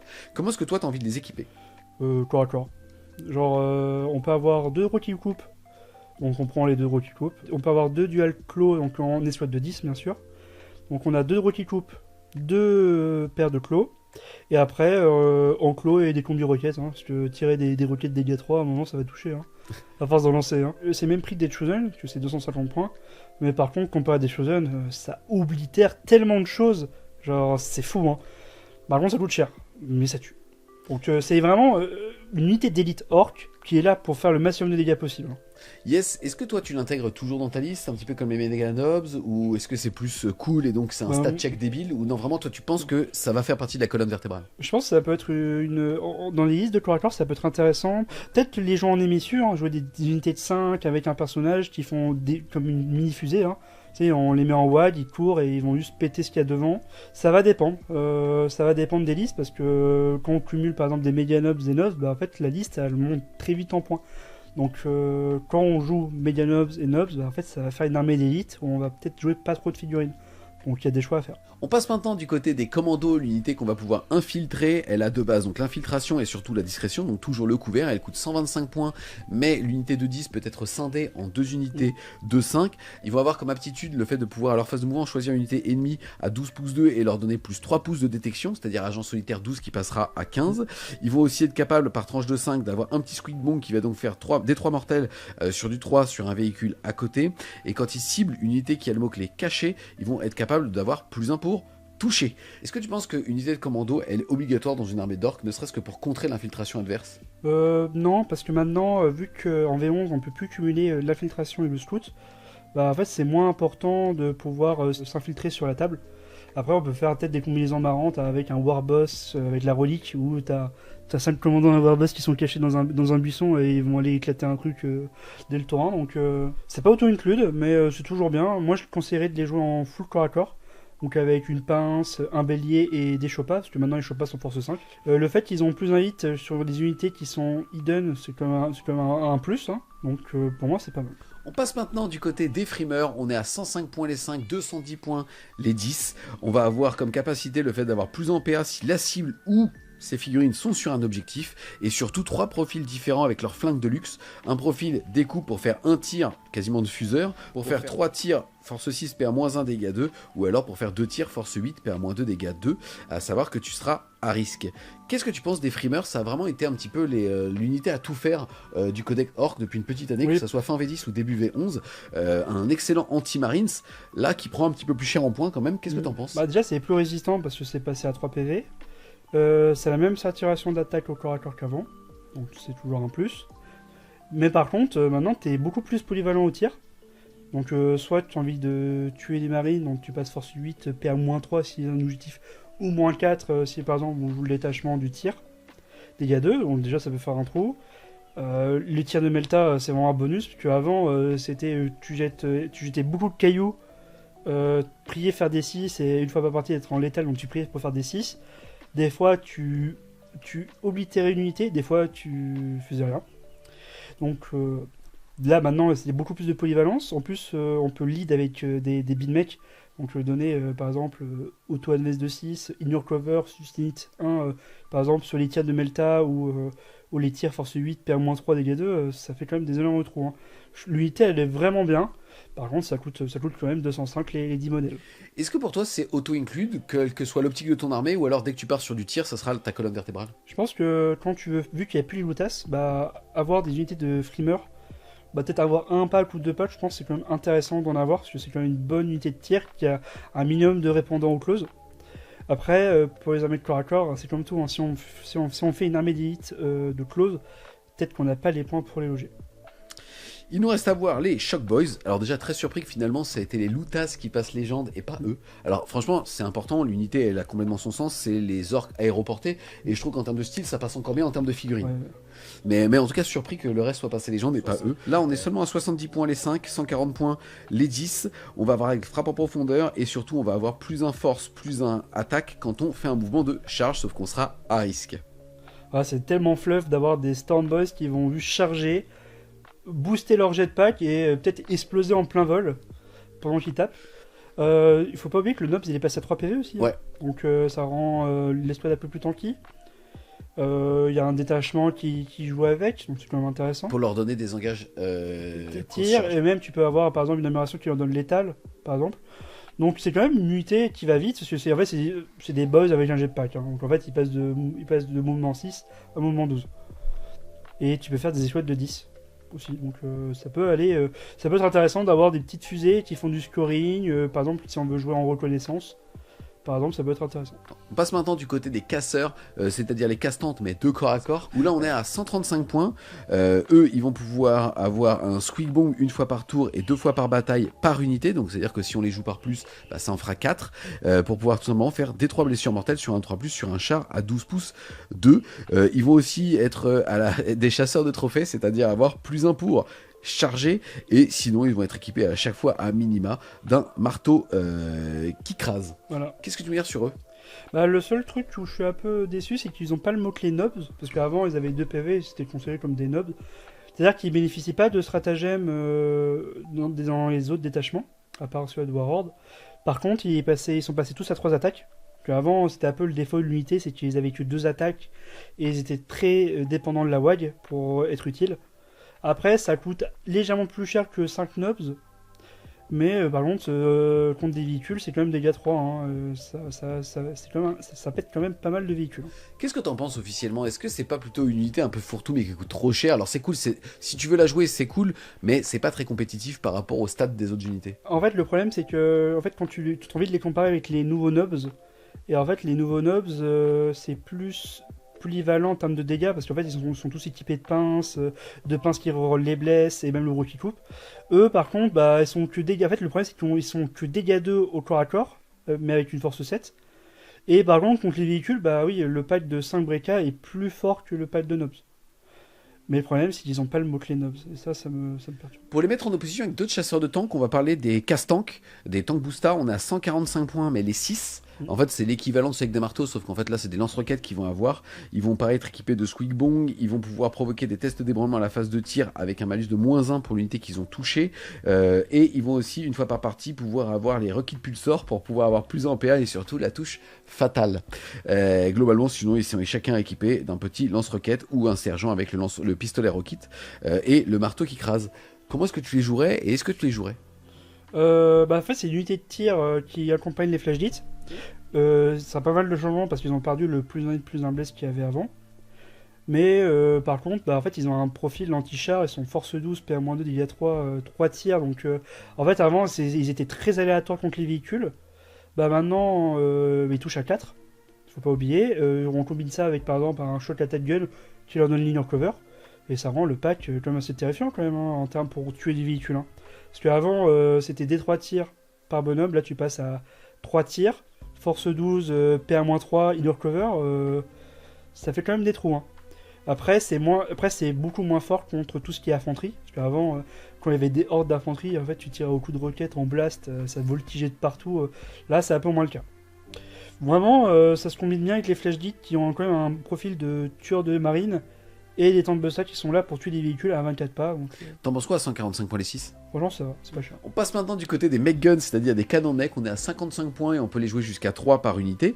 Globalement, ils vont pouvoir, au moment où on les active pour tirer, choisir un des effets parmi les différents profils. On va pouvoir secouer l'adversaire, et c'est-à-dire que la cible de l'adversaire aura le couvert jusqu'à notre prochaine activation. On va être capable de mettre -1 en commandement aussi avec les canons custom. On va être capable de mettre -2 en mouvement avec les canons craseurs, ou alors nouveauté d'ailleurs, on va être capable avec les canons tracteurs. Historiquement, on touchait automatiquement les volants. Là, on va les priver du mot-clé vol, c'est-à-dire qu'on va les priver du fait de pouvoir décoller et de donc annoncer au début de leur phase de mouvement ou de charge moins de move mais ignore tout. Tu restes à terre. Exactement. Qu'est-ce que t'en penses? Moi j'ai envie d'équiper entre 2 armes. J'ai le canon Tracer qui quand même dégâts 3, force 7, qui donne -2 au mouvement, c'est quand même assez intéressant. Ou sinon le méga canon custom qui est force 12, -2, dégâts 4. C'est quand même pas marrant, parce que vraiment les dégâts 4 ça peut quand même être assez intéressant, surtout ces forces 12. Après le problème c'est que par exemple le canon tractor, le problème c'est que faut tirer sur les unités qui peuvent to the sky, il n'y en a pas des masses, ou sinon elles sont généralement cachées. Et le trash bubble, donc le bubble shocka, c'est plus comme avant, donc moi je suis contre. Est-ce que t'en joues de ce genre d'unité ou pas alors? J'en jouais avant, mais je jouais des bubble shocka, où ils avaient un profil aléatoire. En fait, tu jettes un dé et en fait, soit tu as un méga canon, soit un petit canon. Mais là, c'est plus le cas. Mais vraiment, c'est quand même une bonne unité. Surtout que ça peut être lead. Ça bénéficie pas mal de détachement. Donc en fait, entre le stratagème qui donne touche soutenue létale, plus ignore cover, vraiment, ça peut faire quand même des dingueries. Hein. Donc c'est quand même une unité qui peut être intéressante si on joue les bons détachements. On passe maintenant du côté des nouvelles motos Orc. Pour le coup, on est à 75 points les 3, donc c'est assez honnête. On est au C2, on bouge de 12. Quand on charge, on a plus 1 en force, plus 1 en dégâts, un petit peu à la manière des Outriders Space Marine. Et surtout, maintenant, le chef peut enfin être équipé avec un Kikup custom et surtout potentiellement un lance-roquette. Bah vraiment, 3 motos qui peuvent charger, avoir plus en force, plus en dégâts. Je trouve que c'est très très fort. En fait, ça fait quand même des attaques dégâts 2, dégâts 3. On peut lead avec un chef à moto aussi. Comme ça, le chef à moto, il passe dégâts 3 au corps à corps. Il fait 6 attaques en cliff 2. Vraiment, c'est une bonne règle. En plus, ça sature un peu au tir, comme avant. Donc ça peut faire une bonne combinaison en jouant en Cult of Speed. Tout le temps être en advance charge. En plus, c'est quand même assez tanky, parce que c'est 3 PV et le chef a 4. Ouais. Donc au final, c'est quand même intéressant pour 75 points. Est-ce que tu considères que c'est des unités d'opening qu'on peut mettre qui sont sympas parce que tu mets 6 dossiers sur des objectifs oui, sur le côté, ça peut être cool? Oui, ça peut être une bonne unité d'opening parce que pour le prix et pour les dégâts que ça fait, c'est quand même intéressant de les balancer. Ça peut aussi screen, ça peut aussi se protéger des FEP à venir.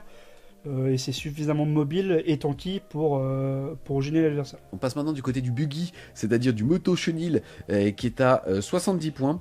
Globalement, il est agent solitaire dès qu'il a 3 pouces d'une unité qui est fondue de la vitesse. Il va faire D3 plus 3 tirs de roquettes et surtout, alors qu'avant il pilonnait, c'est-à-dire qu'avant quand on touchait depuis la boîte Armageddon une unité, elle avait moins 1 pour toucher. Là en réalité, c'est surtout qu'à partir du moment où on va la toucher, elle va avoir le statut de clouée et dès qu'on tire dessus avec une autre unité, on va avoir la touche fatale. Donc c'est vraiment une unité de synergie maintenant pour le tir, ce qui rend la chose assez intéressante. C'est relativement tanky, puisque c'est quand même endurance 6, 7 PV pour 70 points. Qu'est-ce que t'en penses? En fait, c'est une excellente synergie pour les Cult of Speed, parce que ça permet de buffer par exemple tout ce qui est buggy, l'hélicoptère et même les trucks en Far Index, faut pas oublier. Hein. Donc ça veut dire avoir des sources de létal par-ci par-là en orc, c'est quand même intéressant, parce que vu que tu touches généralement à 5, en fait tout ce que tu vas toucher ça va blesser, et vu que généralement c'est beaucoup de force et beaucoup de dégâts, ça va faire des trous. Donc en plus c'est non opératif, donc en fait tu peux te mettre sur un objectif visible et en fait avoir un buggy qui est caché derrière et il est quand même non-op, il faut quand même aller le chercher quoi. Donc franchement si on veut faire des listes Cult of Speed, c'est quand même intéressant d'en avoir peut-être 1 ou 2. On passe maintenant du côté des Copta, on est à 80 points les 3, 160 points les 6. On va être une unité ce qu'on appelle up and down, c'est-à-dire qu'avec la manœuvre aérienne on va être capable à la fin de tour adverse de retourner en frappe en profondeur qu'ils ont bien évidemment, et d'ailleurs quand ils font un mouvement d'arrivée ils vont avoir plus 1 pour toucher. Sinon chaque modèle peut être équipé de 2 tirs de roquettes, force 10, PA moins 2 dégâts 3. Nouveauté aussi, c'est que la roquette maintenant peut être utilisée un petit peu en mode frag pour faire déflagration 2 tirs de force 4, sans PA, dégâts 1. Ouais.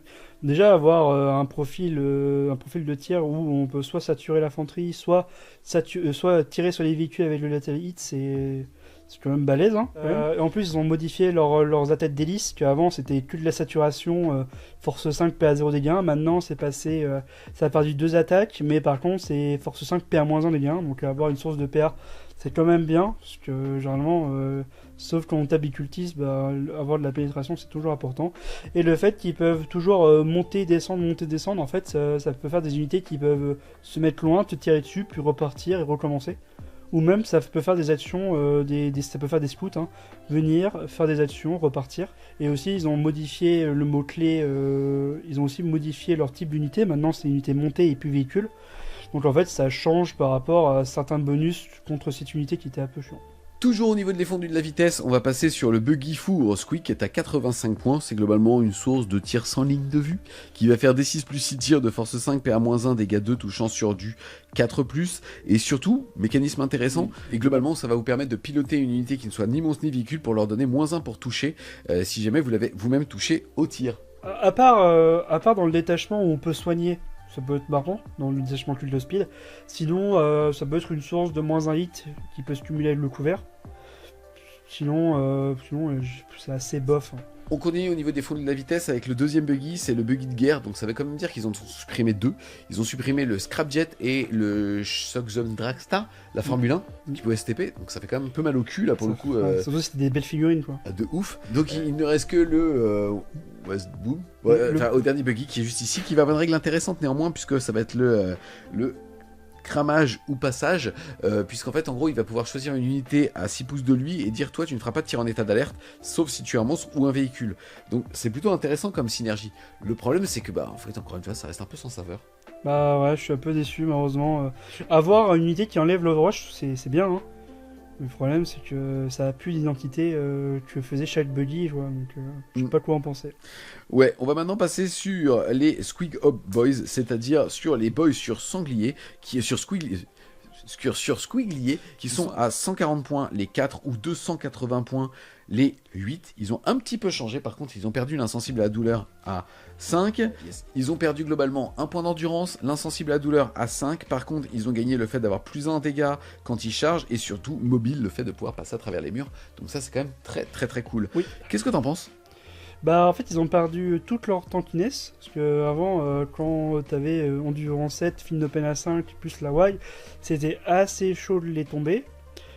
Ça reste assez cher, mais par contre quand ça impacte cette unité, quand tout est dégâts 3, ça fait quand même mal hein. Et si on combine ça avec le détachement des Snaga qui en manque la pénétration d'armure contre les véhicules, quand tu impactes un véhicule c'est pas marrant. Et aussi avec Gascule, avoir plus 1 et plus 1 blesse, c'est quand même pas marrant. Problème, c'est que les cochons, ils bénéficient pas de détachement à part sur des Snaga ou sur de Warhord. Donc t'as pas de source de sustain, t'as pas de source de létal, donc c'est un peu le problème des unités montées là en orc, c'est qu'ils ont le cul entre deux chaises et ils sont là mais ils ont pas de buff quoi. Est-ce que t'as quand même envie de les jouer? Parce que finalement, quand tu commences à faire les stats défensifs, tu te rends compte que tout ce qui est méga nobs pour le même coup en point, c'est aussi bien. Sauf que ça tape plus fort, ça bouge moins bien. Mais est-ce que t'as envie d'en jouer ou pas, toi? C'est les cochons, ils tapent plus fort, mais le problème, c'est qu'ils sont beaucoup plus fragiles. Donc t'as envie de les jouer avec du rapid ingress. Après, si j'ai envie de faire un détachement Snaga, je pense que j'en jouerai dans tous les cas. C'est juste qu'il faut être un peu plus malin avec.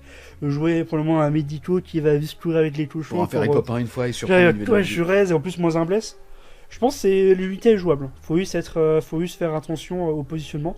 Après, elle a gagné le clé mobile, donc c'est-à-dire qu'on peut se mettre derrière des murs et traverser le mur et impacter. Ça va être dangereux hein, en arrivée précipitée versus WAG versus potentiellement j'en ramène un plus 2 en move avec la bonne relique et ainsi de suite. Il y a quand même moyen d'aller loin. Hein. Ouais, mais par contre, tu peux plus faire comme tanker, te mettre devant, dire vas-y tire-moi dessus et après tu le charges. Là ça marchera peut-être pas. Ouais. On passe maintenant sur les transports ou le transport avec le truck, le camion. Il n'est qu'à 60 points.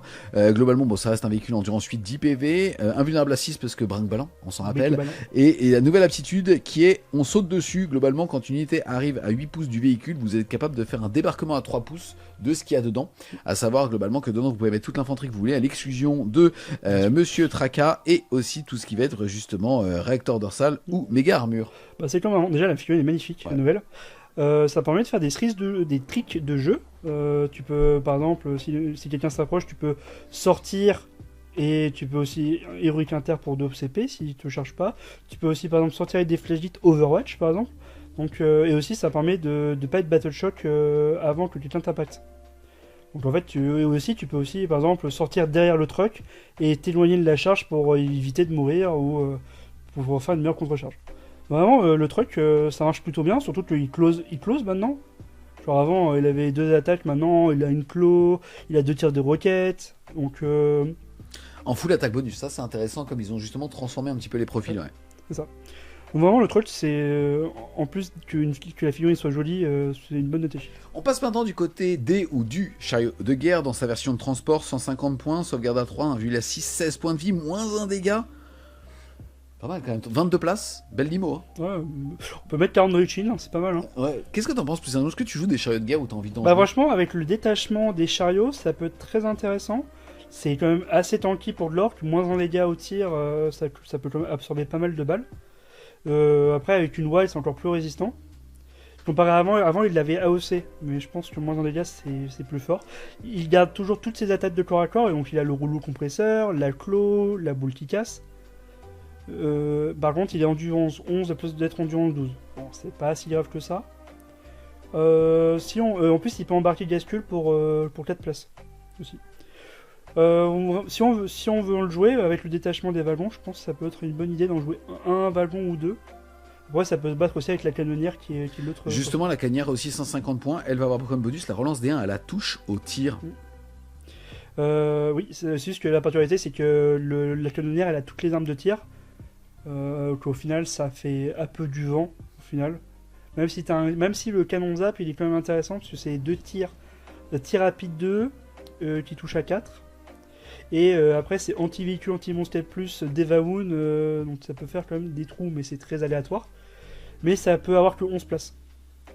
Donc après, la question, est-ce que tu as envie d'avoir un wagon qui peut avoir beaucoup de monde dedans et qui a moins de dégâts, et c'est un peu relou à tuer, ou avoir une canonnière qui a les mêmes dégâts de corps à corps que le Battle Wagon, qui a un peu plus de tirs, mais il y a moins de monde dedans. Il faut aussi dire que le Battle Wagon, il a le Fine Deck 11. Donc pont de tir, ouais. Donc pont de tir, ça veut dire qu'on peut avoir par exemple des flagiques qui peuvent tirer du Battle Wagon. Yes. Et les deux sont quand même contrôle d'objectif 5, c'est quand même une super entrée, 150 points. Moi j'adore le chariot de guerre, franchement, je le trouve vraiment cool.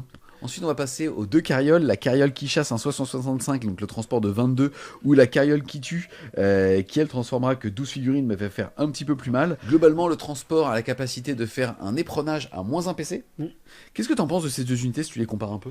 Déjà, ils ont un peu modifié les profils défensifs, parce qu'avant, ils étaient fin open à 6, maintenant les deux sont fin open à 5, donc ça les rend plus solides. La capacité du transport, donc le Huntarig, je la trouve assez marrante parce que en fait, si t'as 10 Snaga dedans, en fait, il a 22 attaques en plus, il a 20 attaques en plus. Donc en fait, il a 24 attaques de qui coupe le transport. Je trouve ça très très marrant. C'est un wagon, donc pardon, il peut aussi auto-analyse de 6. Dans le monde détachement. Dans le monde détachement, il ne faut pas oublier. Après, il y a la version avec le Psyker où il y a 2 spells, intéressants. Il y a aussi le canon laser torrent qui est force 12, PA-2, il y a 6. Donc tu peux laser un truc. Même fort. Après, en termes de corps à corps, ça tape quand même correct, parce que il y a le cochon qui est en lance dégâts 3, t'as les scies qui sont dégâts 2, et les petites attaques d'orques qui se promènent. Donc par exemple, si on les compare par exemple aux wagons, ils ont moins d'endurance, mais par contre ils ont un fin open. Et en WAG, ils sont quand même 1 vue à 5, fin open à 5, c'est un peu loin. On passe maintenant du côté des dreads, ou plutôt des petits dreads, avec les boîtes qui tuent. On est à 130 points les 3. Eux, ils vont avoir comme principal bonus d'avoir plus 1 pour toucher quand ils ciblent une unité qui a endurance de 7 ou moins, donc anti-élite.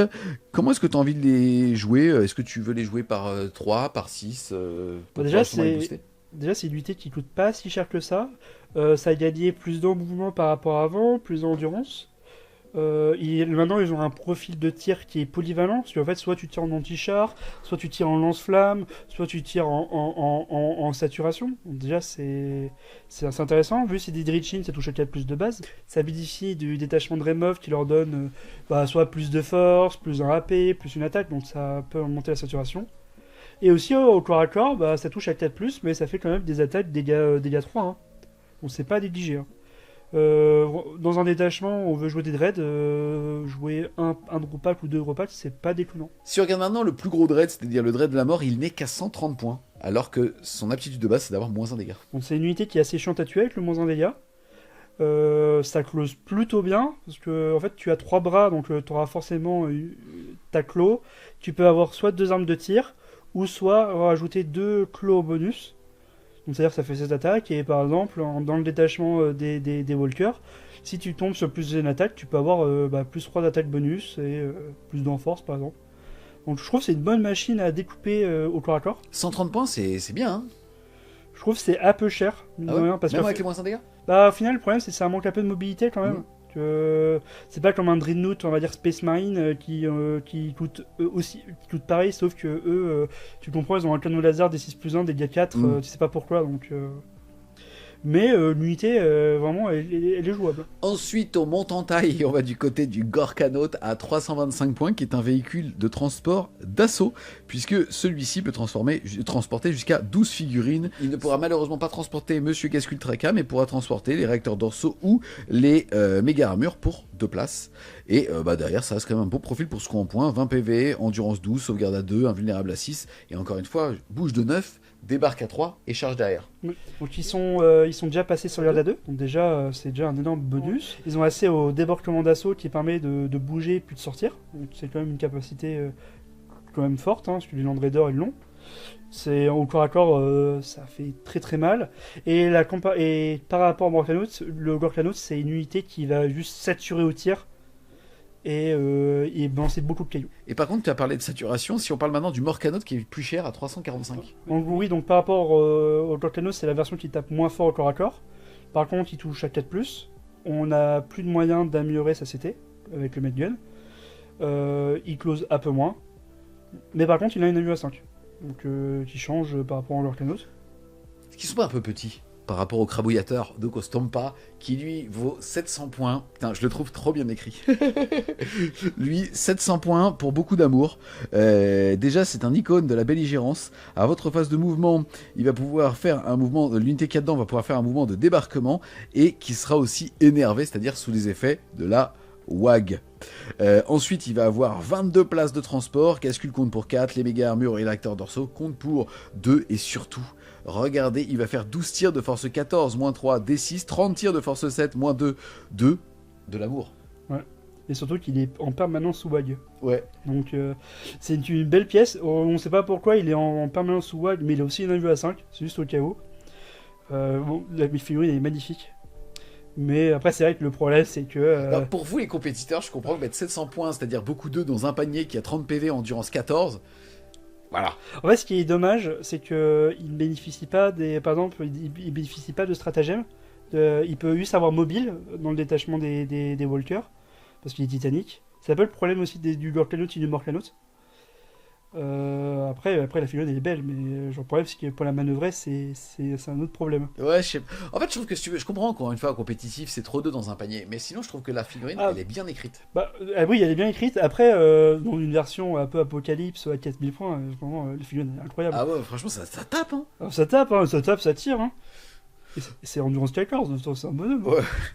On passe maintenant du côté des aérodimes, c'est-à-dire des volants orques, vraiment pas cher, puisque le moins cher, il est à 115. Il y en a deux, donc notamment le Dakajet qui est à 125, et tu as le Wasboom qui lui est à 175. Qu'est-ce que tu peux dire sur les avions? Je trouve que dans le détachement, finalement, tout prend sens. Et je trouve que c'est très sympa de la part de Game Workshop pour un PC d'avoir rendu beaucoup de choses jouables. Ouais, si vous voulez faire des PTSD de vos adversaires, vous pouvez jouer des Wasboom qui peuvent arriver T1. Très drôle. Après, il y a le Dakajet qui est quand même pas mal de saturation. Je suis un peu triste qu'il ait perdu sa raid d'avant. Parce qu'avant, c'était chaque fois que tu touchais, ça faisait un critical hit. Donc tu pouvais être sustain létal et faire beaucoup de saturation. Bah là, par contre, ça fait 36 tirs. Donc ça se mate pas mal. Après, malheureusement, le Blitza Bomba, celui-là qui balance les bombes, je le trouve pas ouf. Et après, c'est pour le bombardier qui balance des bombes enflammées. Bah, je suis un peu... en fait, donner l'ignore cover, c'est très intéressant, mais le problème, c'est que ça le donne à la fin de combat adverse. À la fin de la phase de combat adverse. Donc le problème, c'est qu'il faut... soit tu rapides une race pour donner l'ignore cover, bah, soit il faut attendre le tour 3 pour en bénéficier. Donc c'est un peu... Je suis d'accord avec toi. Le fait est quand même que c'est pas si cher. Je trouve qu'ils ont trouvé le bon ratio coût en point, utilité, ou en tout cas épine dans le pied de l'adversaire, qui fait que on se moque pas que toi quand tu joues un volant. Tu vois ce que je veux dire? Et finalement, 125 points, le Dakajet, qui peut arriver tour 1 pour un détachement, qui, je le rappelle, peut être personnage, donner la WAG à côté de lui au Copta. En fait, je trouve que tout fait sens et que ça va avoir une gueule de ouf sur table, que la synergie est intelligente, et bref, ça marche, quoi. Donc je trouve ça finalement bien que Game Workshop arrive à retomber sur ses pieds avec les volants, qui étaient soit pétés, soit injouables depuis 4 ans. Oui, ça peut-être qu'on va se réconcilier avec. Le Wasboom, je suis pas sûr. Je pense qu'il a l'air intéressant à jouer sur table. Après, il faut jouer le détachement des avions, si on veut qu'il soit actif dès le tour 1. C'est un peu le problème des avions, c'est que vu qu'ils sont bloqués dans les airs pendant un tour, bah, est-ce qu'on avait envie de jouer des figurines qui sont là et qui attendent? Surtout que maintenant, les avions, c'est du up and down, c'est qu'ils arrivent, ils tirent, et s'ils sont vivants, ils repartent. Donc peut-être que ça peut faire des listes assez intéressantes à base d'avions, de Wasboom, de Dakajet, et tu combines ça avec des Devcopta. Genre, t'as tes 3 pattes de Copta qui arrivent en FEP, t'as le Dakajet, le chef qui donne la WAG à tout le monde. Exactement, qui donne l'équivalent d'un Cover avec le plus un touche. Ouais, qu'ils auraient de base quand ils seraient arrivés des FEP, mais là tu peux les avoir de base. Ouais. En tout cas, C'est intelligemment fait, c'est-à-dire qu'il y a des synergies, c'est pas le truc le plus pété du jeu, on va pas arriver, tu vois ce que je veux dire, à du table rase T1 avec des alphas de malades, mais c'est bien pensé et honnêtement on peut que saluer le fait que ils ont pensé aux gens qui voulaient jouer des avions, c'est très cinématographique sur table, donc franchement je trouve que le taf est fait. Bon, surtout que vu qu'il y a un détachement, je pense que ça peut faire des trucs marrants. Quoi. On a fait le tour les amis de tout ce qui va faire la saveur des orques en V11 et personnellement je suis vraiment sous le charme, je suis sous le charme des mécanismes de plus de points de commandement avec des gros persos qui sont sympathiques, les mécanismes aussi qui vont désébranler automatiquement des unités ou sur lesquels on peut appliquer des stratagèmes quand ils sont ébranlés, c'est sympathique aussi. Et moi j'avais vraiment peur du fait que l'orc était très, voire trop fort en fin V10, début V11, que là on voit que Game Workshop ne rentre pas dans du power creep débile parce qu'au contraire ils ont mis un petit taquet en coup en point, mais on sait finalement que dans 3 mois ça va être rééquilibré par rapport à leurs statistiques. Et donc finalement, je trouve que c'est une excellente voie que Game Workshop a pris pour le premier livre d'armée de 11e édition. Oui, surtout qu'on a vu qu'ils veulent vraiment rendre toutes les unités jouables, même si les avions, on est un peu mitigé, en fait ils ont quand même un détachement dédié, donc pareil pour les buggy, genre on peut jouer tout le speed. Donc malgré que les coups en point de certaines unités, je les trouve assez hautes, peut-être que en fait, c'est un bon cost et ça sera très bien comme ça. Mais de toute façon, l'avantage, c'est que maintenant, on a un équilibrage tous les 3 mois qui va nous dire oui ou non s'il y a des unités qui sont en jeu ou pas. Hein. En tout cas, ça correspond aussi à ce qu'on s'est dit au début, c'est que le codex est tellement riche en termes de gameplay, d'unités différentes, que même s'il fait du yo-yo demain, il permettra toujours normalement de réagir entre guillemets à la méta. Alors après, bien évidemment, les taux de victoire, ça veut tout et rien dire, hein, puisque tu peux polariser des listes, surtout sur du jeu en équipe ou pas. Le fait est que le premier codex, c'est toujours cool en début de version, mais c'est un codex qui s'essouffle potentiellement vite. En tout cas, c'est ce qu'on avait eu dans pas mal d'éditions. Là, c'est un codex qui est riche et qui va permettre normalement, en tout cas, de jouer, on l'espère, pendant les 3 prochaines années. Là, on n'a pas énormément de recul, donc dire est-ce que c'est pété ou ça l'est pas, encore une fois, les coups en point, et l'éditeur va rééquilibrer tout ça. Mais toi, en tant que joueur orc, est-ce que tu es content ? Moi, je suis très content de ce qu'ils ont fait, surtout qu'on a vu que Game Workshop, ils ajoutaient des détachements au fil des années, donc peut-être que, par exemple, Equatorial qui a disparu, il va peut-être revenir, parce qu'on l'a eu il y a 1 mois, peut-être qu'il va revenir. De toute façon, l'avantage de l'or, c'est que si le corps à corps est nerf, on va jouer le tir. Si le tir est nerf, on va jouer le corps à corps.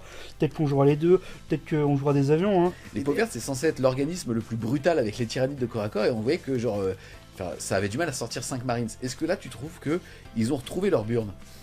Déjà, je trouve que le corps à corps, il est déjà beaucoup plus séduisant qu'avant. On a l'impression qu'on a des outils. Qu'avant, tuer un Terminator ou même un Predator, c'était assez compliqué. Là, on a vraiment de quoi les tabasser assez fort. Après, c'est vrai que le tir a toujours été problématique en orc, généralement en termes d'équilibrage. Soit ça faisait beaucoup d'air et ça faisait vraiment rien. Là, ils ont quand même donné des unités de tir qui sont quand même assez puissantes. Et pour la partie tir, en fait, on a toujours eu un problème de cost dans les codex orc en général. Soit c'était trop undercost et en fait ça faisait trop de puissance de feu, soit c'était trop cher et ça faisait rien. Là, on est un peu dans un milieu où en fait les unités de tir ça rigole pas. Par contre, ça coûte un peu cher. En plus, on a quand même le problème de l'orc en général, si ça touchait mal. Là, on a quand même beaucoup de sources d'inner cover. Donc faut voir maintenant qu'est-ce qui est le plus fort entre le corps à corps et le tir. En tout cas, on a fait le tour les amis de ce premier niveau d'armée pour Warhammer 40 000. Vous pouvez retrouver le bull et ses interventions sur la chaîne de son équipe de Warhammer 40 000, le clan Yokai. Je mettrai le lien en description. On espère clairement que vous allez aimer cette vidéo. Si c'est le cas, n'hésitez pas à mettre un gros pouce bleu dessus. Si vous êtes sur mobile, vous allez pouvoir la booster jusqu'à 3 fois pour nous permettre de gagner en visibilité. Et si vous voulez supporter French War Game Studio, n'hésitez pas à aller faire un tour sur son Tipeee. Le lien sera en description. Et nous, on vous dit à plus les Wargamers.